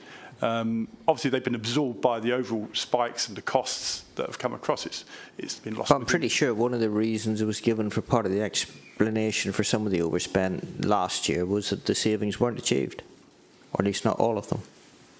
I can only mention what I've seen over the last year, well, 6 months I've been within the portfolio, and I've seen on the sheet that there's been a number of savings that have been detailed during the meetings and the joint meetings and where they are. I think the other factor also is, of course, you know, and I've mentioned this, and it's Colin and Mel know my view on this, and the split between North and West with regard to... Well, I was going to ask that question. Is that still relevant? It is, yeah, absolutely, yes. But is it the right split? Sorry, is really what I mean, not relevant. Is it the right split? No, it's not the right split, no. So what can we do to... I think it's already being managed. Mark, do you want to come in on that? If I might defer to James and Martin. Like, I appreciate this is going to be fun, and phoning up Martin and saying, hey mate, you need to take on an extra few million quid, but well, he's not going to be saying, yeah, of course I will, where do I sign? James, or... If I may, a piece of work's been undertaken, but I will defer to James and Martin for clarity on that for the committee.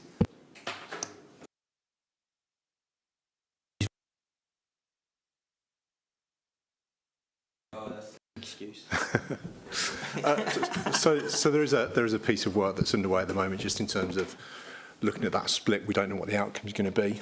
What we have, the three parties, so West Northants, North Northants, and the Trust have agreed essentially terms of reference for that piece of work, which will then look at the data going back over the last 3 years, so you get an average over the last 3 years, and recalculating what that split should be. We're agreeing, the Trust are leading on this, they're obviously involved in this, they're part of that tripartite agreement, but they're leading on that particular piece of work, and their board of trustees is overseeing some of that work at the same time. So the key thing is the principles for the different elements of spend, and we can't crunch the data until we've agreed those key principles. So as an example, the cost of a child placement, how should you split that cost? We would say probably split it between where they're based, where their ordinary residence is. So it's those principles that need to be set first of all. Now we're going through that process at the moment. Once those principles have been set, then there'll be a piece of work that looks at the data over the last 3 years, recalculates that split, and it'll be brought in retrospectively from the 1st of April 2026. That's the agreement we have in place. So very much in process at the moment. In terms of what it will deliver, we just don't know yet, because it's important that we agree the principles first of all before that data is crunched and before we work that out. So we don't know what the outcome will be, but that piece of work is certainly in transition at the moment. Can I just pick up on another couple of points? But why would something like, you know, if you live in Corby, it's the north, and if you live in Toaster, it's the west, be even open to discussion? So there hasn't been that discussion previously. So in terms of having a look at that data, it's agreeing those key fundamental principles before we do that piece of work. So we would say, that wouldn't be up for debate in terms of where that child is placed. That's where the cost should be. But I think we need to make sure those principles are agreed at the outset before we get into actually calculating what those percentage splits should be. But one of the other things that has been chucked around, and again, I don't know, but the validity of this is that the profile of the children in care between West and North is different. There are more babies and young children in the North, and there's more teenagers and early adults in the West. Is that right? And then does that impact on the cost? Again, I don't know whether babies and younger children are cheaper to look after because they don't need PlayStations like the teenagers might well do. But at the same time, they need a lot of lifting and laying and one-to-one and et cetera, et cetera. So I don't know whether one balances the other out anyway. If I can come in, it depends on the care plan for the child. So it's difficult because it depends on the complexity of need. Clearly, if a child comes into care younger and they're not able to return to their family, then they will stay in care longer. So it's not a easy response to that because there's a number of issues that would come into play with that. But if you just put it in simple terms, if you've got a child that comes into care at 14, they're going to have 4 years in care. I'm being really simple here. You've got a child that comes into 14 months, then they've got 16 years in care. Unless they're adopted or that they're able to return back to their birth family or family. So it's not a question that's is a straightforward answer. Is that statement around the profile is definitely different? Correct. Yeah, okay. The profile's definitely correct. Right. So there is this difference in profile, but we're still working through what that means, difference in costs, if any. I mean, as Martin said, we're looking at the principles, so that piece of work is now just about concluded, and then we will look at what does that mean from a monetary point of view. But that piece of work has concluded. Right, sorry, Fiona wanted to. She was indicating you wanted to come in. Sorry, Fiona. I just wanted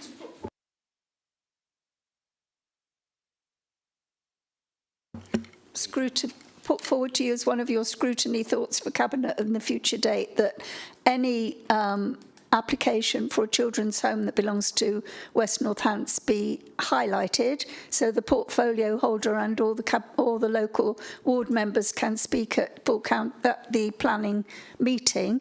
I have to say that there has been a lot of planning applications for children's homes. They are nothing to do with us whatsoever. Most of our children's homes that we have at the moment that are fairly recently new are ones that have been generously donated to us from adults and repurposed as children's homes because they were no longer needed as adults' homes, so we've repurposed them as children's homes. So we haven't been in that situation yet. But we do need to make sure that we do a piece of work in the locality to make sure that people understand that a children's home does not really always mean that you're going to have criminals moving in next door, which is the current thing at the moment. Yeah, I do appreciate that. There's a lot of people, a lot of stigma around it's going to be a children's home and that's going to do it. But I was a planning committee not that long ago for another one, and the application before the one that I was there for was a children's home. And the committee were happy with the children's home. They were very unhappy with the 2-point-something metre high fence that the applicant had already erected. And their recommendation was take down the fence to about 1 metre. I'm looking at Scott. Do you remember this one? It might have been take down the fence. But they approved it with this condition because there was photographs there. They put the fence up. There was a retrospective on the fence and then an application for the home. But it did look like it was going to look like Stalingrad 17.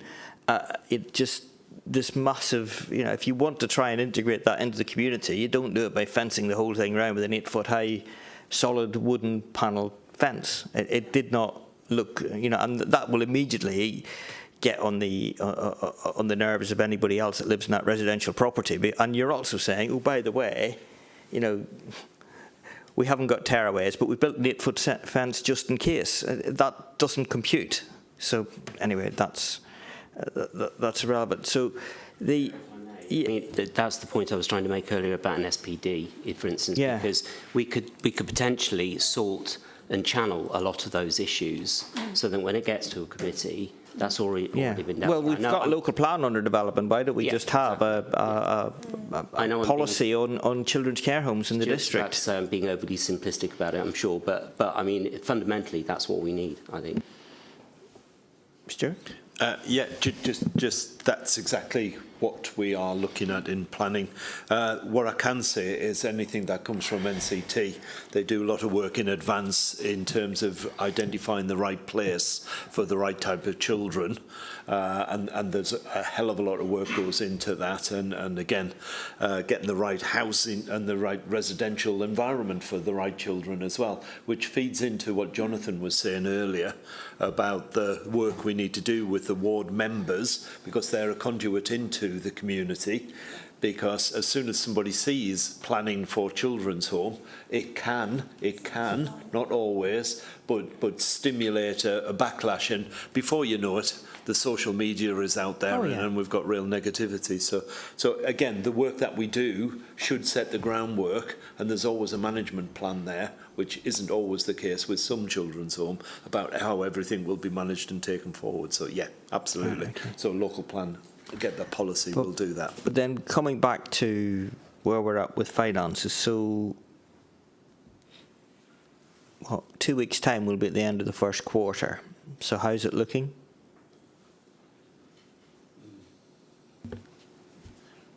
Do you want me to respond?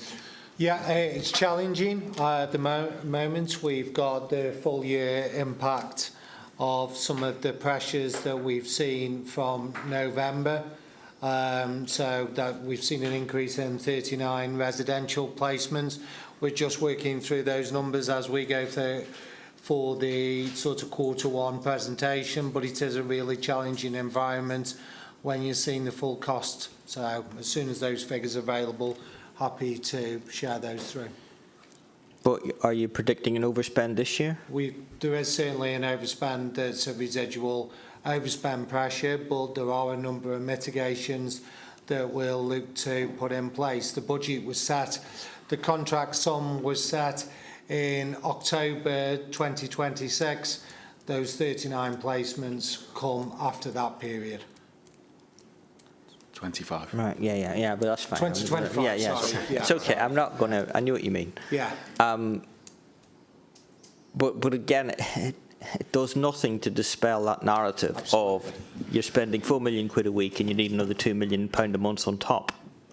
So, as Councillor Stratton said a moment ago about not having a crystal ball, if anyone can find the way to accurately forecast the demand that will come about children we don't know about, then this is the national challenge that children's services faces.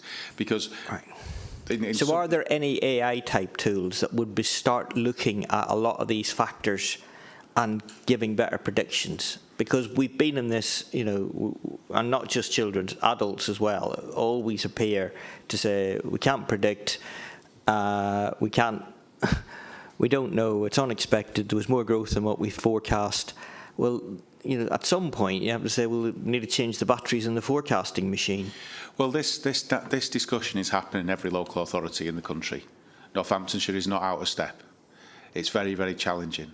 Now, the other option in forecasting is put a lot of money in and say, well, that might happen, but then you haven't got any evidence to say it will happen.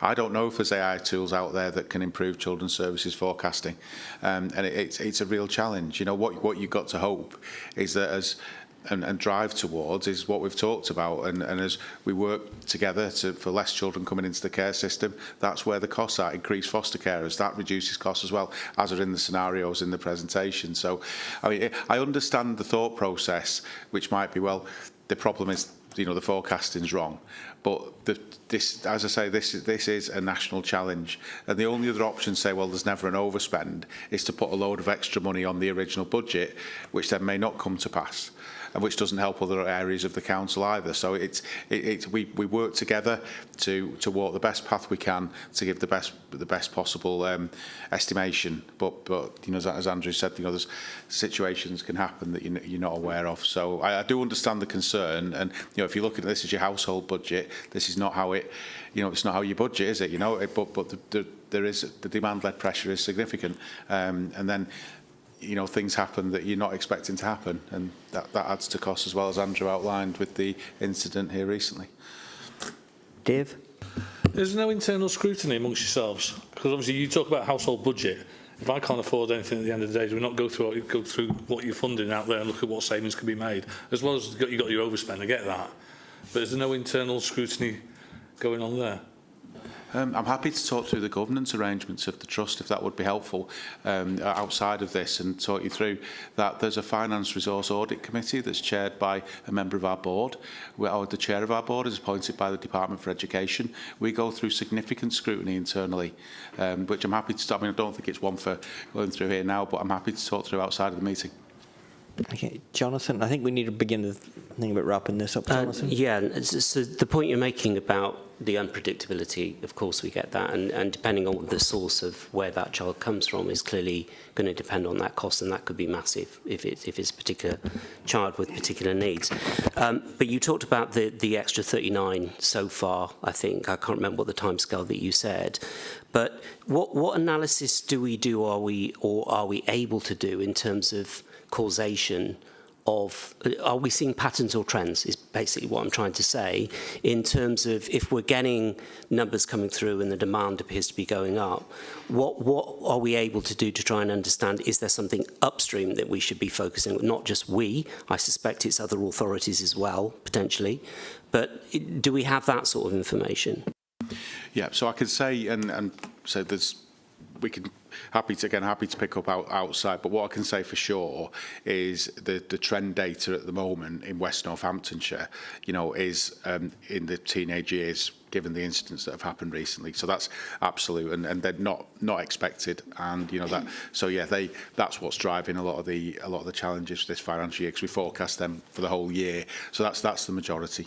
So in, that category is clear in terms of teenage years. I'm trying to understand if there's any analysis that shows us why those children and why teenage years. You know, is it related to drugs issues, or, you know, is there anything that sits in the background that indicates that? It's a really good point, Councillor Harris, actually, yeah, and I think the sort of the gang issues that have been highlighted recently do link to that. It's linked to a lot of the exploitation, drug use, etc. I think the strategy outlined earlier around the youth zone and how that the youth strategy that's coming in will have a significant positive impact on that. You know, back in the 2000s, I was a youth worker as well, and it's kind of the same conversations that you have.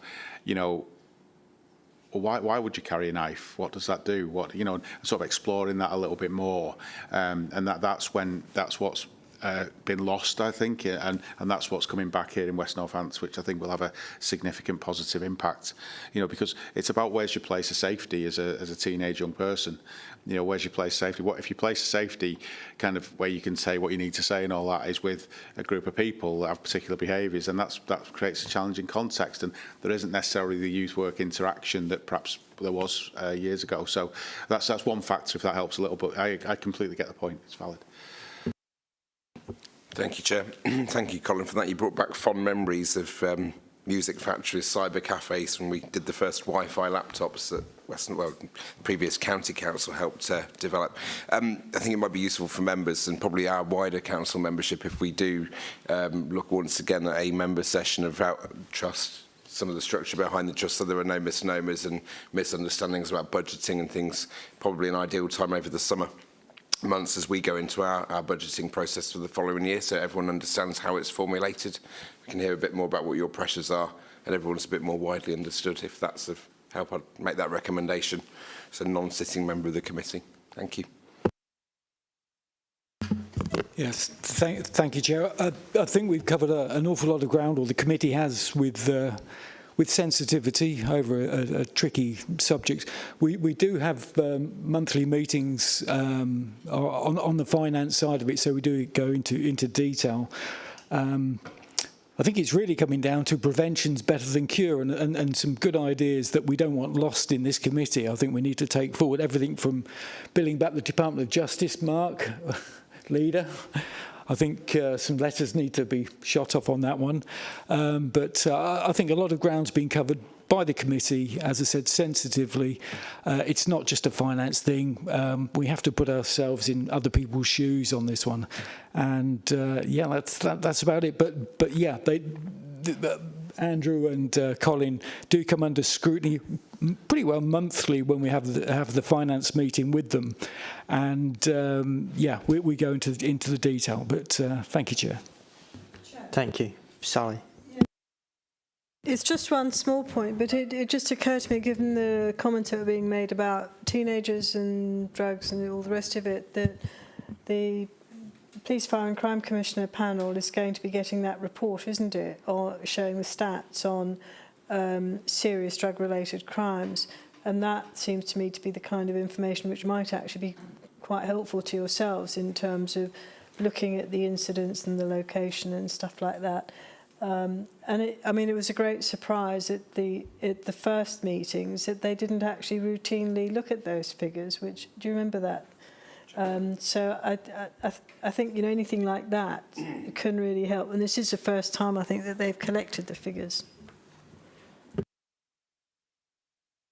Thank you, Chair. I know you're conscious of time. Just to speak as the current chair of the crime panel, Councillor Keeble was correct. It's part of the work plan. It's part of a piece of work we've asked the Commissioner to come back with the stats. There were some specifics and some non-specifics in there, some quite generic items. We looked again around proliferation of shoplifting, which we do know is also has links, proven or unproven or believed. So Councillor Keeble was right. That would be interesting, and I'm sure you'll be able to see publicly the release of those reports if it's of any material benefit for you. So thank you, Chair. I want to try and draw this out because I appreciate we've been at it a while, and we still have a couple of bits to do.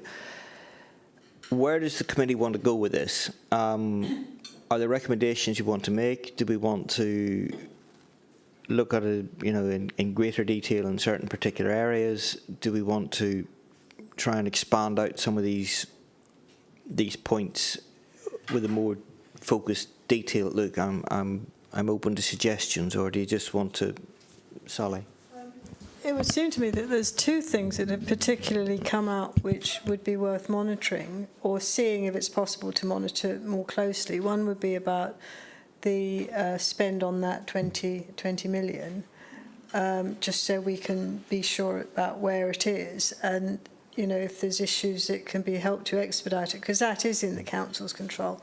If there's issues that can help expedite it, then we make sure those happen. And the second one might be around looking at some of the preventative work, and just sort of.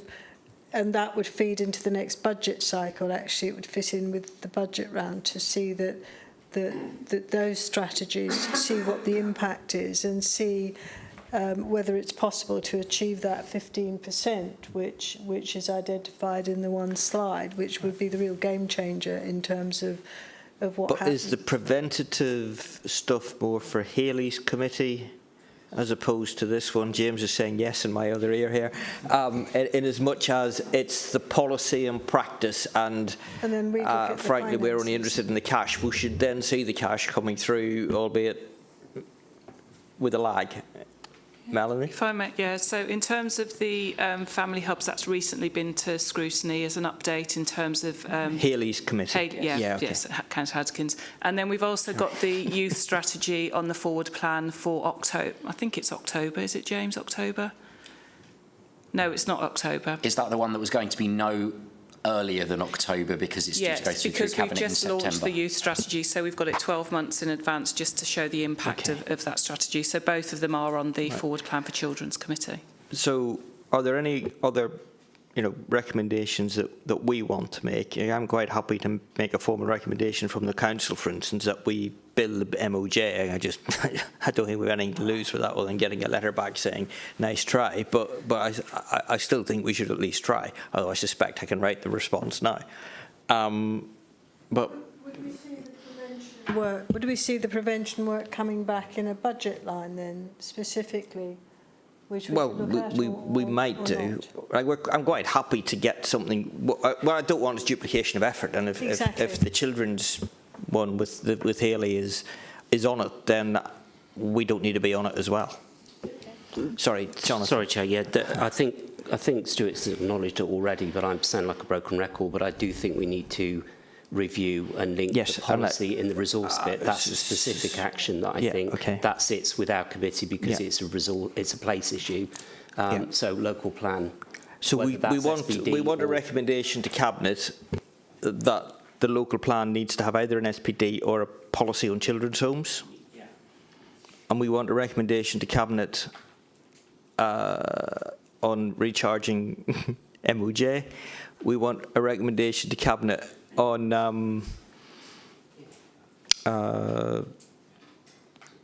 what can we do to accelerate foster care. Like I don't know, you know, we've spoken in the past about, and I've seen adverts from, I think it's Buckinghamshire, that says if you want to be a foster care, we'll give you a relief on your council tax.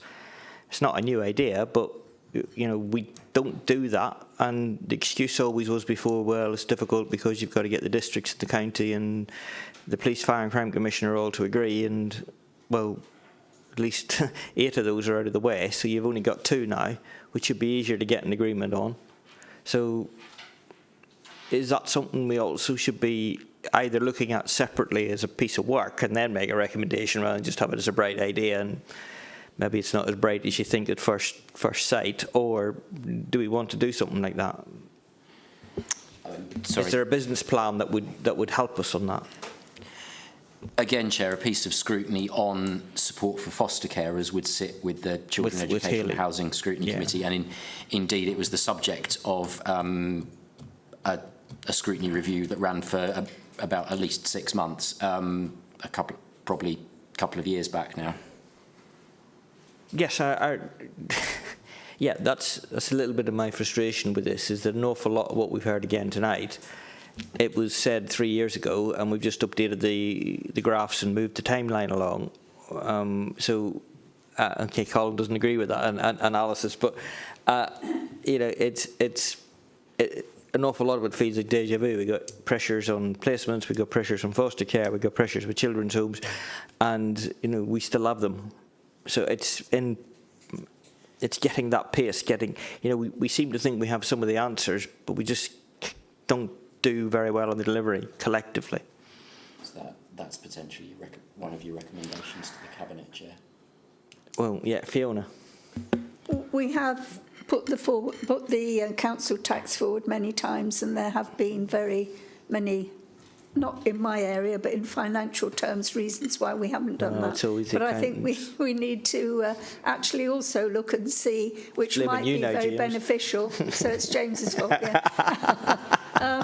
It might be beneficial to actually understand too that we're talking about council tax for our in-house foster carers. Yes. Which would make a vast difference to the amount and I think of people I remember seeing there was an ad somewhere I saw, I can't remember where, but it was for Buckinghamshire. I think it might have been on the telly, and they were I'm sure it was them. They were clearly saying, you know, if you want to be one of our foster kids, it was very much direct, not the agency crew. I just say to you, a bus drove through Brackley yesterday with exactly that message on the back of it. Right, yeah. Well, maybe that's where I've seen it. I don't. So I've seen something. From Brackley to Milton Keynes, but it had that Buckinghamshire foster care offer on the back. You know, so it's the sort of thing that, you know, we should at least think about. I'm a little reluctant to just give it as a recommendation from the committee, in as much as there may well be, Martin saying there's a bloody good reason why we don't want to do that, apart from the cost. But so I would rather is there a business case that we could call for, or something like that, to use that money, sir? Sorry, Chair. A theme from the meeting, from the discussion, seemed to be that there was clarity about the direction that needed to be taken. What councillors were commenting was that they wished it would be taken faster, more pace. Well, yes, it's like wading through treacle. So that's potentially your recommendation, one of your recommendations. So are we happy with that, or, you know, and leave it there, or do we want to do another piece of work, Mark? I just come in on a point you made, one of your recommendations, Chair. I spoke at Cabinet last week in the outturn report and stated my intention to intervene and write to government on a number of matters, one of which is the MOJ. So I'm happy you don't need to make a recommendation. I'm happy to do it anyway, and we'll be doing that in due course.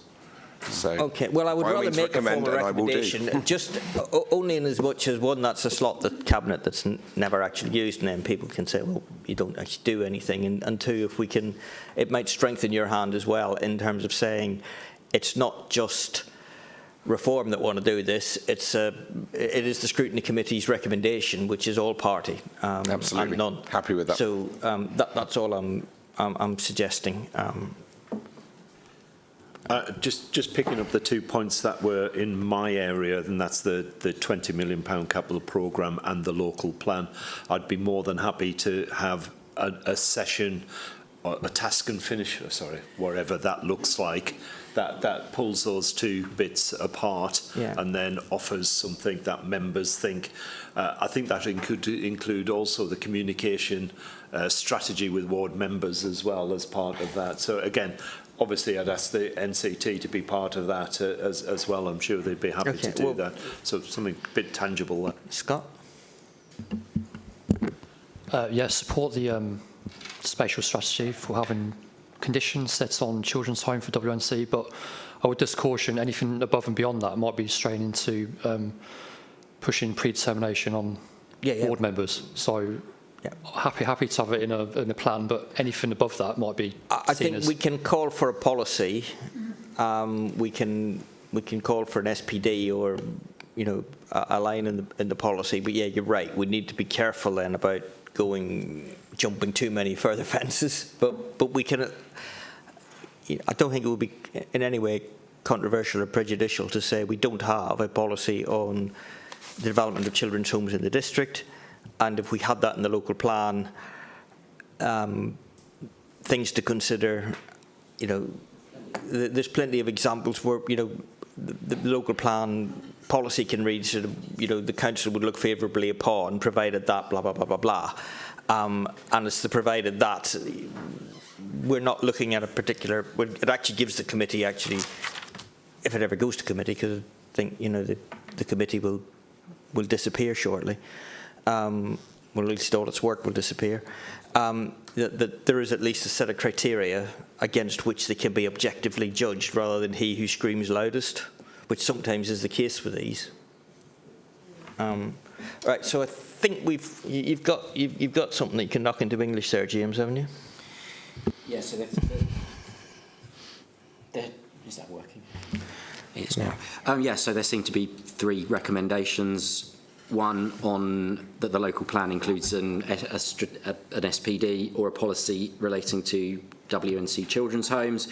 One supporting the Cabinet in writing to the MOJ about recharging, and one that I think the committee recognises that the direction being taken. It'd just like to see it move with more pace. Yeah. Can I suggest one tweak, James, on that? It's not just a WNC children's homes. I think it's all children's homes. I think it needs to cover the policy. Oh, sure.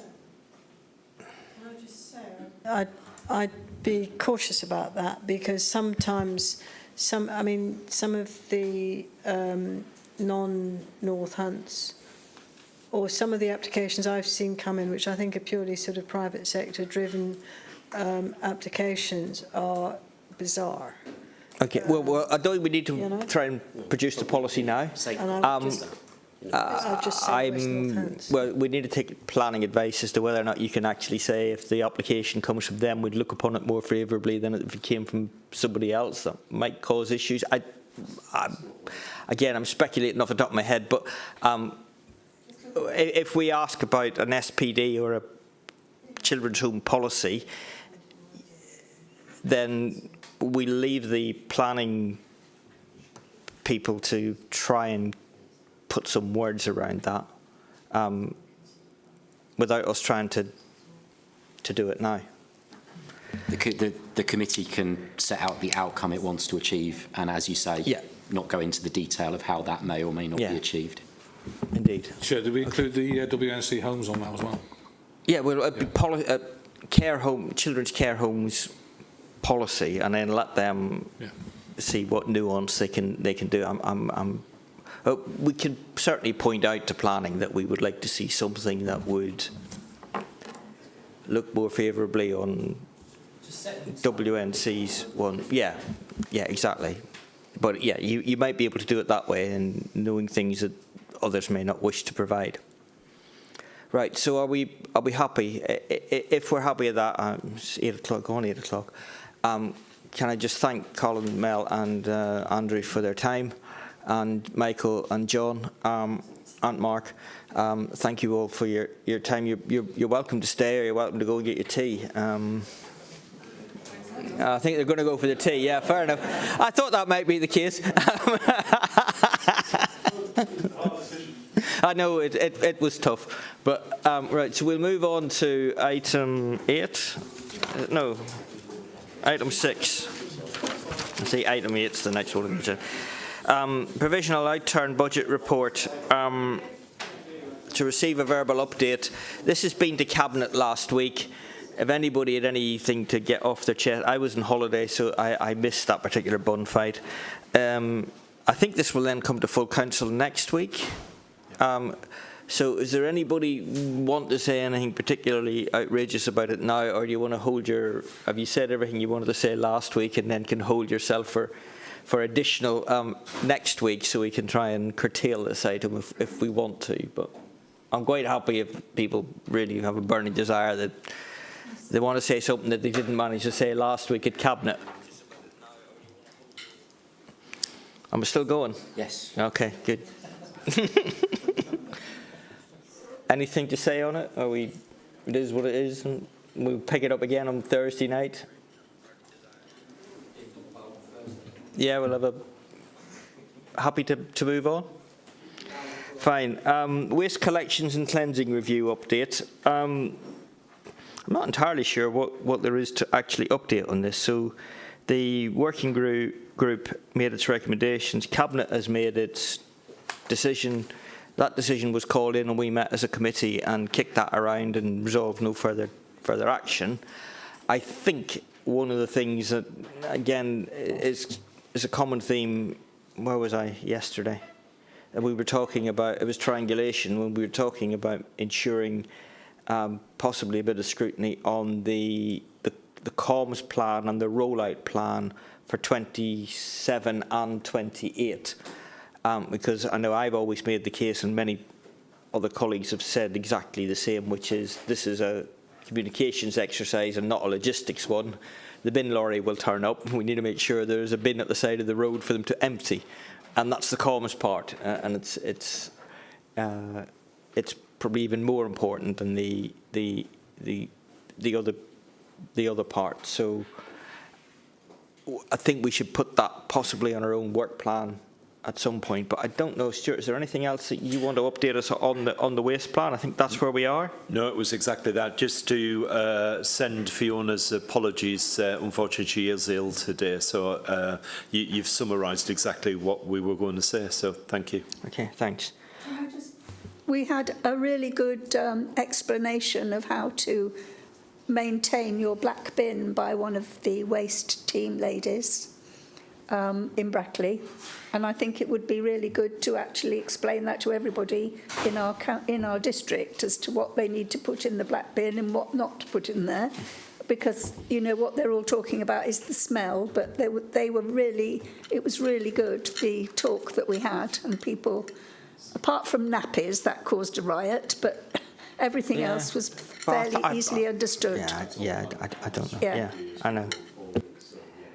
I know there are a lot of concerns about 3-week black bin, but the Daventry experience, none of these legitimate concerns that people have as a knee-jerk reaction has materialised. And you know, I can only speak from personal experience. Like, I've put my black bin out twice this year. I think the main problem is that there are areas, as Sally will understand and know well, where they're not the regulation house with the bin, etc., etc. All those people that live in all those roads where they just dump black bags outside the door, that will be where the issues rise. But Because most of the black bag here in town will not be changing, and we do need to have. Yeah, agreed. We need to have comms on that, and also some of that is, you know, I listened to radio comms that were, oh, there's going to be 3-week bin collection, without that nuance of it's wheeled bins only, and not the black bag collection. You know, they did correct themselves later, but you know, it's important that we try and get that. The comms is not just this internal, external, and everything else.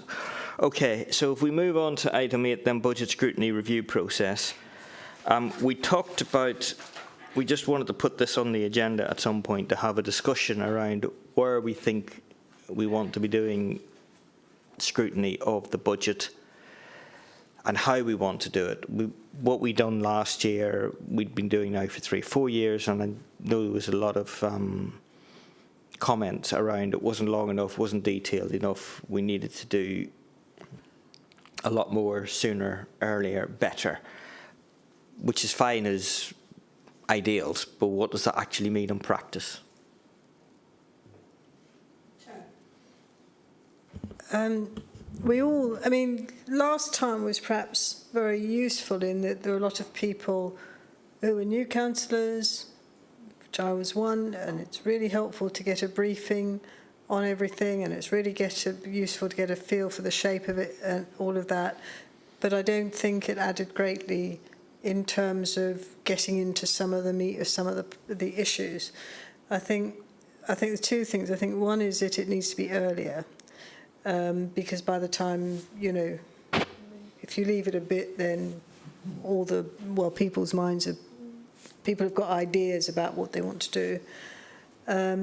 But secondly, also, I don't think it should just be a free-for-all kind of looking at all the services right across the board, because we know that there are some particular areas where there are problems. There are some issues about the children's services, obviously. There's issues about adult social care, and that's a really acute one because they need to do some real thinking about the kind of shape of their services.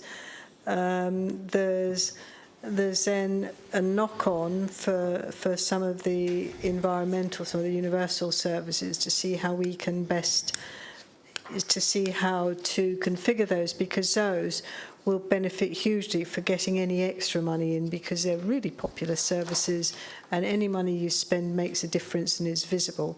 And then the other one, which is always a challenge, is housing. And given the pressures on temporary accommodation, then we need to see what's happening there. And it might be that taking just some of those cases, I mean, those are just off the top of my head, but if we take some of the particular policy areas that need to be looked at really carefully, where we know there's policy issues and there's financial pressures in, perhaps it might be better to focus on those. That's just a suggestion. Yeah, thank you. Jonathan? Yeah, I think obviously from a process point of view, there's obviously the, I forget what's the special name you call for each of those panels where they're spending, Star Chambers, that's the one, it escaped me for a moment. So obviously that process is there and that exists, and there is usually the RAG rating that's produced at some point, which comes from offices, is my understanding, which is, you know, if you want to make some savings, this is what it looks like, and these are the ones that are going to be particularly tricky or difficult. We get those quite late in the day, and I think, you know, is there an argument that we could look at some of those more tricky issues? Now, in public will be difficult, I accept that, so, you know, that would have to be done through work streams probably. But some of those maybe don't get debated, perhaps, I don't know. I know some of those are potentially, as I say, going to be quite tricky. But there is, Sally's right, there is something about definitely coming upstream. I think you suggested, Chair, at some point, like a Saturday slot, so instead of it just being an online. I actually think that's not a bad idea. I think actually adding, you know, creating some extra space. Well, you know, yeah, my view is if you want to spend half a day or a day on it, then you should do it. And the only time you're going to do that will be a Saturday or Sunday. You're going to be realistic. And I think, you know, I think the system has worked reasonably well. but it is quite limited, you know, by having breakout rooms via Zoom, you can only cover so much ground. Yeah. And we have tried to pinpoint and focus on areas where we would probably add the most amount of value, but there was a lot more chatter last time round, just that it felt too superficial. Now, I don't know, I wasn't there for other reasons, as you know, but I think that point's been made, though, that I think, you know, we did have some new councillors, and I think the process was new. There was less of history and background to some of those issues, and I think naturally it probably would have felt a bit more superficial because there was no context for some of the dialogue. That's my view. Okay. But I think we probably need to move away from something that's a bit more structured and not in that space. But like within, I'm going to say 6 weeks, you'll probably be starting that first cast of where we are and where we should be. That's right, yeah. So we're expecting to have the period 2 results in the coming weeks. Once we've got those results, then we then look at what that means in terms of an ongoing basis. So the in-year positioning informs what that gap looks like for 27-28. We know the starting point is about £24 million deficit before we even start in terms of the plan. We then basically revise that gap based on the latest intelligence, and then based on that revised gap, effectively, that is the emphasis of SAR Chambers in terms of how do we address that gap. And I think quite similar actually in terms of what you said is the journey we want as a council, because when we first started, STAR Chambers was quite contextual and there was lots of supporting information. But as time's gone on, it's really focused on actually... Just give me the money. We've got how are we going to go there? And probably sounds like this is what Scrutiny needs to be doing as well, in terms of you need to be looking at the particular high risk, high volatile savings areas and say, okay, you're saying... Yeah, well, I know if Silas was here, he would certainly be saying risk, and I think he has a very fair point around, you know, the risk, but from my mind, it should be more about what is the risk of savings being delivered, what is the likelihood that for all their talk, the Children's Trust will come in on budget, and if we don't think that, we need to score that in some way, I think, and I think there's a lot. We should leave the 2 and 2 equals 4 to you and just assume you can do that. It's more around, if a department says we'll deliver 5 million of savings, then we should be kicking about, well, how are you going to do that? Where's your plan to do it? Why is it not 8? Yeah, I think definitely it's saying deliverability. Also, as well, it's around about having the confidence that the demand and demographic calculations are fit for purpose as well for those demanding areas. Yeah, and that's certainly an area we tried in the past. I'm not sure we got very far, but with adults around, is your predict and provide, the predict bit, you could argue is not as accurate as it ought to be. Sorry, Martin.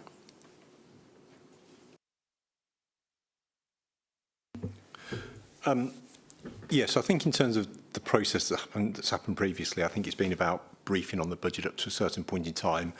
We've not really done the detailed work until the draft budget has been presented, and I do agree that almost makes it too late. You have limited time to do that and get into that detail. So if you think of the debates this time round, it was highlighting the Children's Trust, it was highlighting adult social care, but you couldn't draw conclusions on that in a 45-minute session in terms of what you're going to do. So what you did was you said, this needs to be looked at in more detail. It came into the next financial year, and that's the scrutiny you're doing at the moment. If we were going to say this evening, what's the key issues that you're most concerned about and what areas should we be looking at, do you think, already for next year? You could probably highlight them now. There's no reason why you couldn't start identifying areas now. The same ones as Sally said, the same ones as there always are. Adults, children's, homeless, SEND, schools. And in that respect, you could start... Which one have I left off? Home to school transport. Yeah. We need to recognise there's a difference between scrutiny.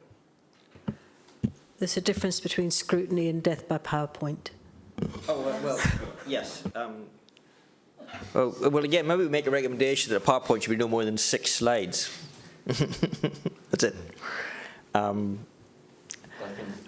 I think, Chair, there's a nuance to that. If a committee's had some information in advance of a meeting for members to consider then does it need to be presented at length at the meeting?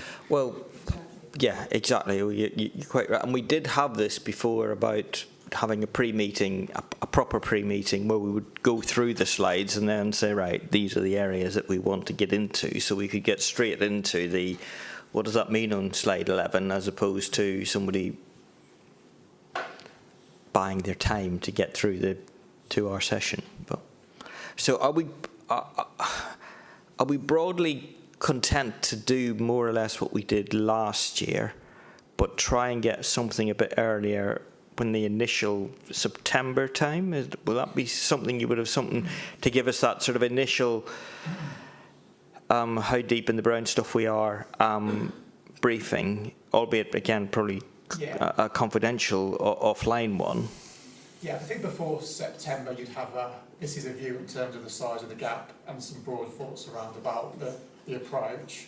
And then when we go into September, that would be the Star Chambers meeting. So I guess soon after September, once those meetings have been held, if there's some confidential settings, I'm sure we could work with the information then. Yeah, and I know we have to be careful with the administration, and we've said this before, that if any of it were ever to leak, then the administration would be perfectly in their rights then to close up shop and not work with us. So we just have to be mindful of that. And it sounds, Chair, as if you'd still be wanting a session in January, but that could be hopefully made very clear that that was just one element of a wider budget scrutiny process, and your session in January could almost be applying thoughts, conclusions from scrutiny at the earlier sessions to the draft budget. Well, possibly, do we want a session or sessions in January? Because I think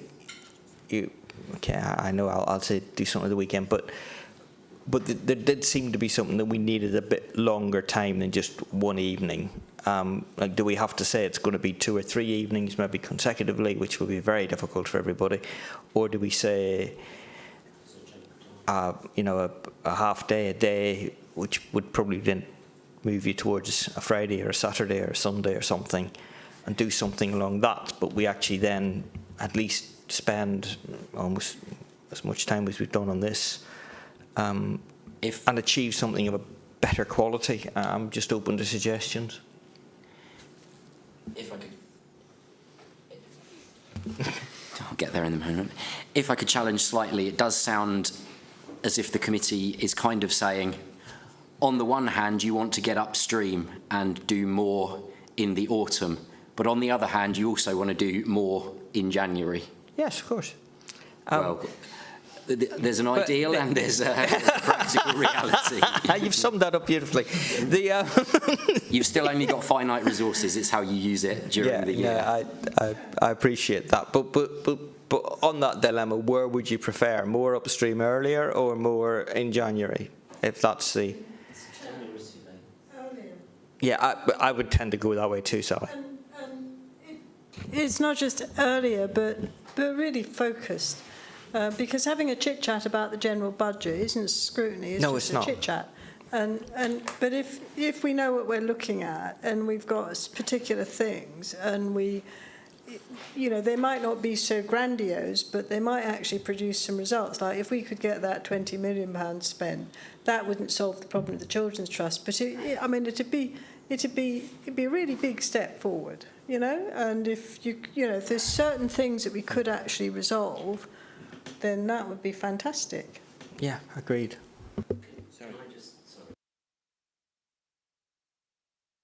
We have multi-year now, do we not, from a settlement point of view? So we won't have that challenge. Correct. Ish.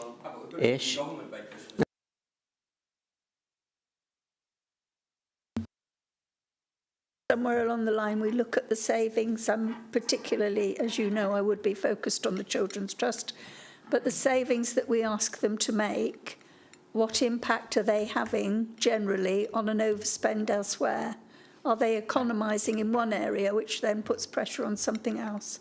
I think we need to look at what we're asking them to make, or what they're suggesting they make the savings on.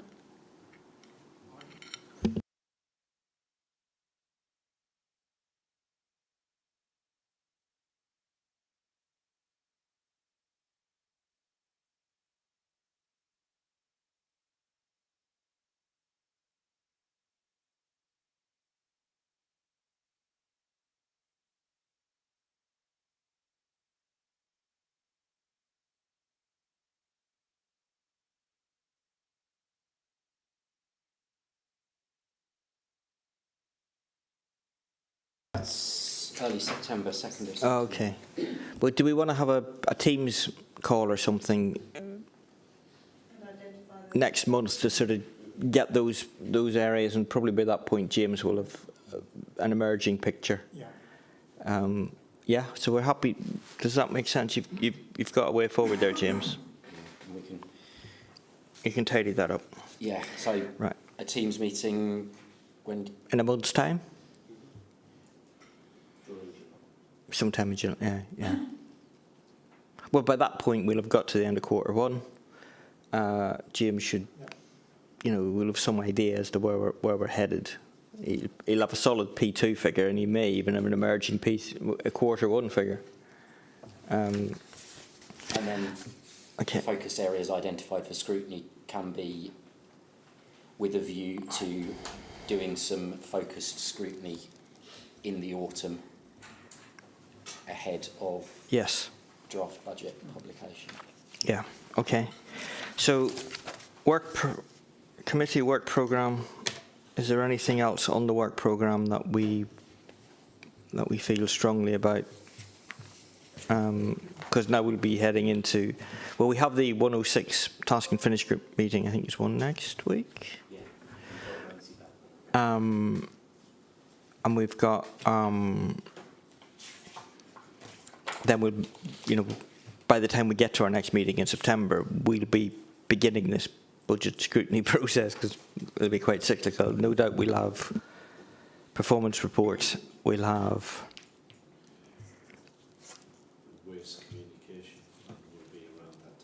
waste communication plan. So if that's coming, that might be useful to have that even as an advanced draft. The adult social care plan, sorry, is that's up as a yellow. That is going to be crucial for the budget, isn't it? For the budget scrutiny. So it might be worth just putting that out and getting some advice as to what the best way forward, whether if it's in yellow, which presumably means it's at risk of dropping off, then perhaps we just need to put it in. So has that joint group been set up? No, so that's why it's in yellow. So then, in that case, if we want to look at it at budget scrutiny, it might be more sensible just to look at what we want to look at budget scrutiny rather than going through some other process and having two different things running at the same time. If it hasn't happened, it might just be an idea to recognise it's not happened.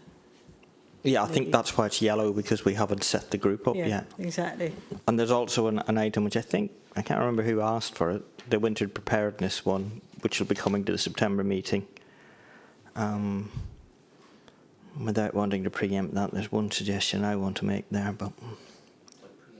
No. There was the other proposal that was circulated ahead of this meeting was the Children's Trust scrutiny proposal, which was much broader with that needs. Indeed, and that's where I was, but I get the feeling there was no real appetite then from our earlier discussion to then move that into a much bigger formal piece of scrutiny work. If I'm happy to go down that route, but I don't detect an appetite for it. But I think, well, maybe you and I some alone. of us have. I think there is an appetite for it, but I think the context, it should be a joint piece of work, I think, because I'm not sure we can separate the budgets and the finances and the quality aspect. So it needs to be a collaborative effort. But I think in the way that's worded, my only comment in terms of that proposal is I think it needs to focus more on the what-if options, the future, really. And that's sort of captured in there, but I'd make it a bit more explicit. But I think it's more about what do we move to? What could we move to? From both a service provision for quality and also from looking at from a resource. But do we, I drafted up a sort of key lines of inquiry for a formal, much deeper scrutiny after the discussion with Children's. Do we want to do that, or do we want to, leave it for another while? I think, Chair, you've already got one task and finish panel running, as you've said. The idea is to get into budget scrutiny earlier. Yeah. and, to be honest, a piece of work around children's social care finance would require further scoping after the discussion tonight, if it's going to be a joint piece of work, not this committee only, to identify a meaningful and deliverable focus that would. Well, maybe the other committee will be doing already. something, and some of us might want to contribute to that. Scott? Yeah, thank you, Chair. NTC is worth keeping on the agenda in some form. I mean, Councillor Keeble mentions the scrutiny on the 20 million for the children's care homes. Can we not focus on that if there's nothing else specifically within that portfolio that everyone wants to? I'm happy for that. You know, we're always. After 3 years, I think they should be a bit further down the line, but I think that if we put a bit of pressure on that, then maybe it might help speed it up a little bit. It has only been 18 months, sorry, just to correct.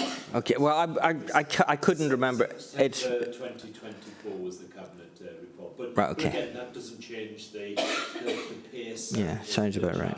But again, I just You can see where the lockdowns are. You can identify where any lockdowns are and make sure that. Yeah. Yeah, because I remember at that cabinet, you know, my comment at the time was, you know, you should have done this in the first 6 months, not the last 6 months of the of that first term, and you know, I genuinely believe that. So, but it's still, you know, 18 months, whatever it is.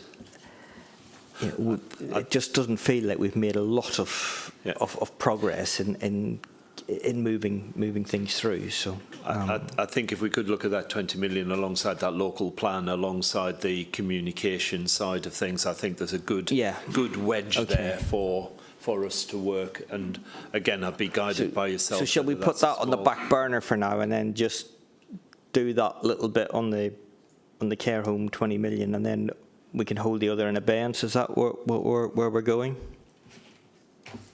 Yeah. Okay. Right.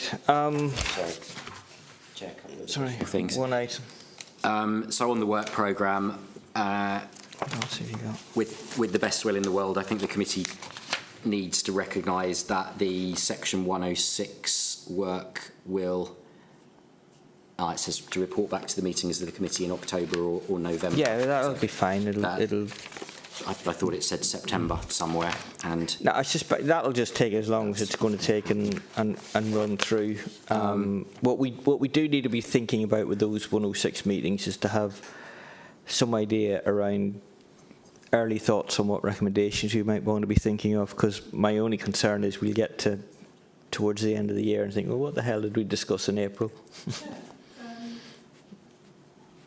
On the subject of the 106 agreements, I mean, one of the things that I've particularly noticed is that 106 agreements, you know, you get a big planning application and the 106 agreement promising all kinds of things, and on that basis of, well, you know, the planning permission's agreed. And then the things kind of fall apart, don't they?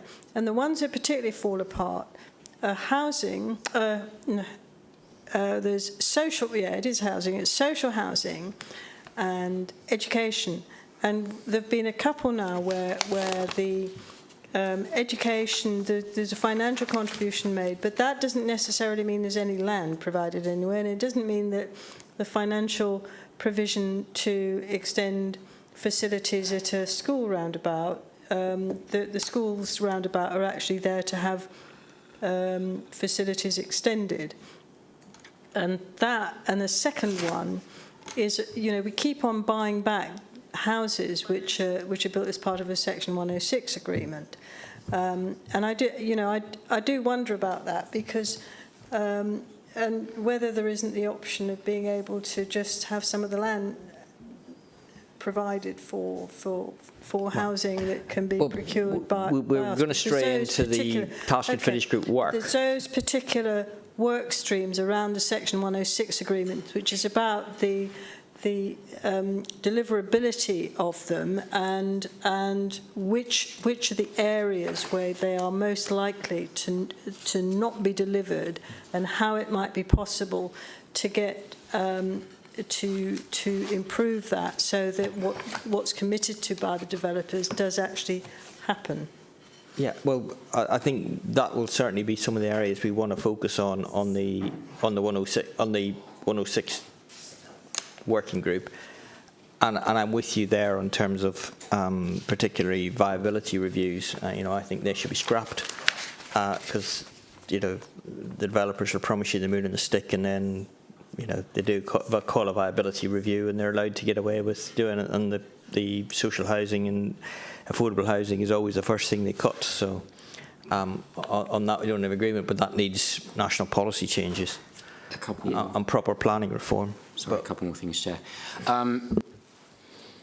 There was a reference from the Audit Committee by way of the Overview and Scrutiny Triangulation Group as to whether there should be scrutiny of the Council's approach to delivering capital projects. Yeah. That may be something that... So that came up last night at Triangulation, where Audit had noticed there were a couple of projects that had gone over budget, and there was a concern around project governance. I'm very clear in saying it, project governance, that may need to be or could be strengthened. And whether or not that would be an item for scrutiny for us, I'm happy to put it on if members are happy to see it as well. Stuart?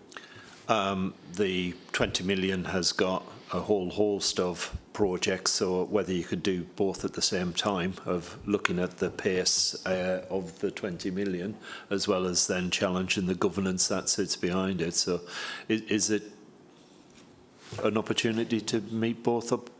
Sorry, I wasn't at audit, so I don't know what the challenge was, but if we are looking at capital projects and a select... Well, the one they particularly mentioned was the crematorium.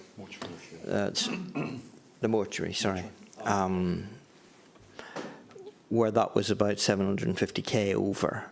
And there did appear to be, and I think Market Square as well was another one, that we were 8 million over. So I think it was those sort of things where, was there strong enough governance, and were members being cited on some of these issues early enough, instead of having this, oh my God, how did we get in that position kind of reaction? So I think Chair, yes, you were there. Members of the Audit Committee identified what they saw as a couple of examples, and they were making the point, was this indicative of any trend? Were there lessons that could be learnt from projects that were overspent? And was there a need for scrutiny to ensure that if there were lessons that could be learnt, they were being learnt? Well, yeah. So are we happy to put something, and I know one of the cabinet members is very strong in saying we need to strengthen project governance. I'm happy to take it on as a piece of work if members are happy to do it. Scott? How many capital projects a year on average do we undertake? Because you'd have to scrutinise a majority of them to get into the weeds of, have they all got something wrong with them? If you just picked one and it didn't have anything wrong with it, then... No, well, I think Martin made that point last night, is what you don't see are the ones that go okay. You only hear about the ones that go arseways. Yeah. I think there's in excess of 200 capital projects in the programme. So it's around... We'll only give you 150 of them, Scott. That'll be all right. So it's about picking up the capital programme, what's in there. The point of the level of slippage was raised specifically because that was seen as significant last year, understanding the reasons for that, and then probably picking a few projects within the capital programme to have a look at, and the governance that backs it up, see if you've got a concern or not. But I think that point was made that a lot of them do come in on time and on budget. It's the ones where you've got a big high profile, report to Cabinet, report to Council saying we need another X £100,000, X million pounds in order to square this project off, and then you get that reaction, oh well, it's all I think it might be at the point where extra money, first of all, starts getting asked for. It might be worth us looking at it. So what I'm more than happy to do is we've, on the back of identifying the challenge as officers working with, and probably the cabinet member you're referring to, we've already implemented a number of changes, etc. So what we could do is present here's the 4 worst ones, yeah, and then identify all of the changes and hopefully the lessons learned for scrutiny to go, that's robust, that isn't robust, or whatever. That might help in as you're saying, Scott, there, the which 4, which 10 do you choose, and do you get the right ones? We know what the ones that went wrong are. We can clarify that. But also we don't know, it might be useful to say, we're spending whatever 50 million quid, but 45 of it was okay. Well, out of the 100 million, last year it was 200. Out of 100 million actually spent, 2 million was overspent and 2 million was underspent. But there you go. Yeah. That's the information we have. The problem was how much wasn't spent and it was taken across. Yeah. So well, we've had this issue with slippage for a long time. Can I just... So are we going to put this on the work programme for something in the autumn then? I'm happy for that to go. I think, as long as we're looking selectively. Okay. It would be quite useful if you did it before October the 26th. You can ring in from Durham when you've got your carpet slippers on, and we'll give you a wave. Is there not a right of officer recall for about 6 months, I thought? Don't worry. The 28th of October, we will never forget you. Richard Timmis. Can I just pick up one point going back to the 106 working group that's ongoing at the moment? There is, of course, and there was recently the consultation on the infrastructure developer contributions SPD, which is going to planning policy tomorrow evening. It does say version 1 on it, which might be quite fortuitous because presumably the 106 working group might feed into that in terms of some recommendations. But does that have to then be reconsulted, is my question. So that is a piece of work. It's a very short piece of work or lifespan for that document. So as that document needs to be updated before as part of the local plan process. So it's a point in time. Can we improve on what we've got very quickly to give us the time for what will be a new document that comes through as part of the local plan? So the new document, if you like, is what the scrutiny will be. Absolutely, yeah. Does that make sense? Yeah, Grant. Okay, right. So, one more brief. Oh, quickly. Sorry. All I'll say is proposed Doge activity. Yeah, enough said. Can we? Can that come out? It's been unallocated amber, call it what you will, for best part of a year now. Yeah, great.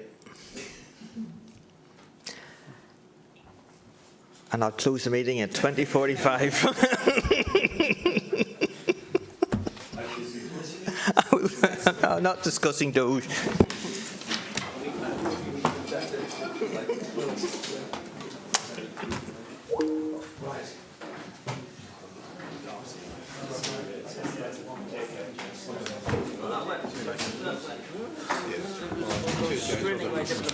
Yeah, I tell you what, I could hear the squeaking, Ian. Hear the squeaking.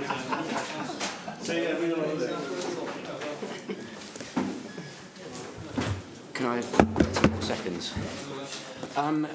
The Section 106 working group, and I need to hold my hands up on this. As things stand, I'm not sure that we have an agenda for Monday. Sorry? Well, there's no point getting them... No, I don't want to, but I haven't... If you're not ready, we'll just say due to some procedure, so you could have spoken. Okay. I mean, I haven't been able to get hold of... I've been trying to get hold of Steph Gibrat in the past couple of days. I'm absolutely not saying... Because it's Steph's fault. Just call it off and just go. Okay, I'll see if I can speak to her tomorrow, but subject to that. Just email her. Okay, thanks, Chair. It's one that can just trundle along at its own pace. Okay, thank you. Thanks, James. See you later.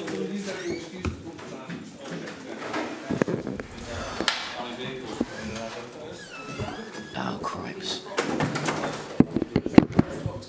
They've actually extended that from the 30th of September for an extra month. Wow. Scott, we're doing all right today. 6 hours of meetings.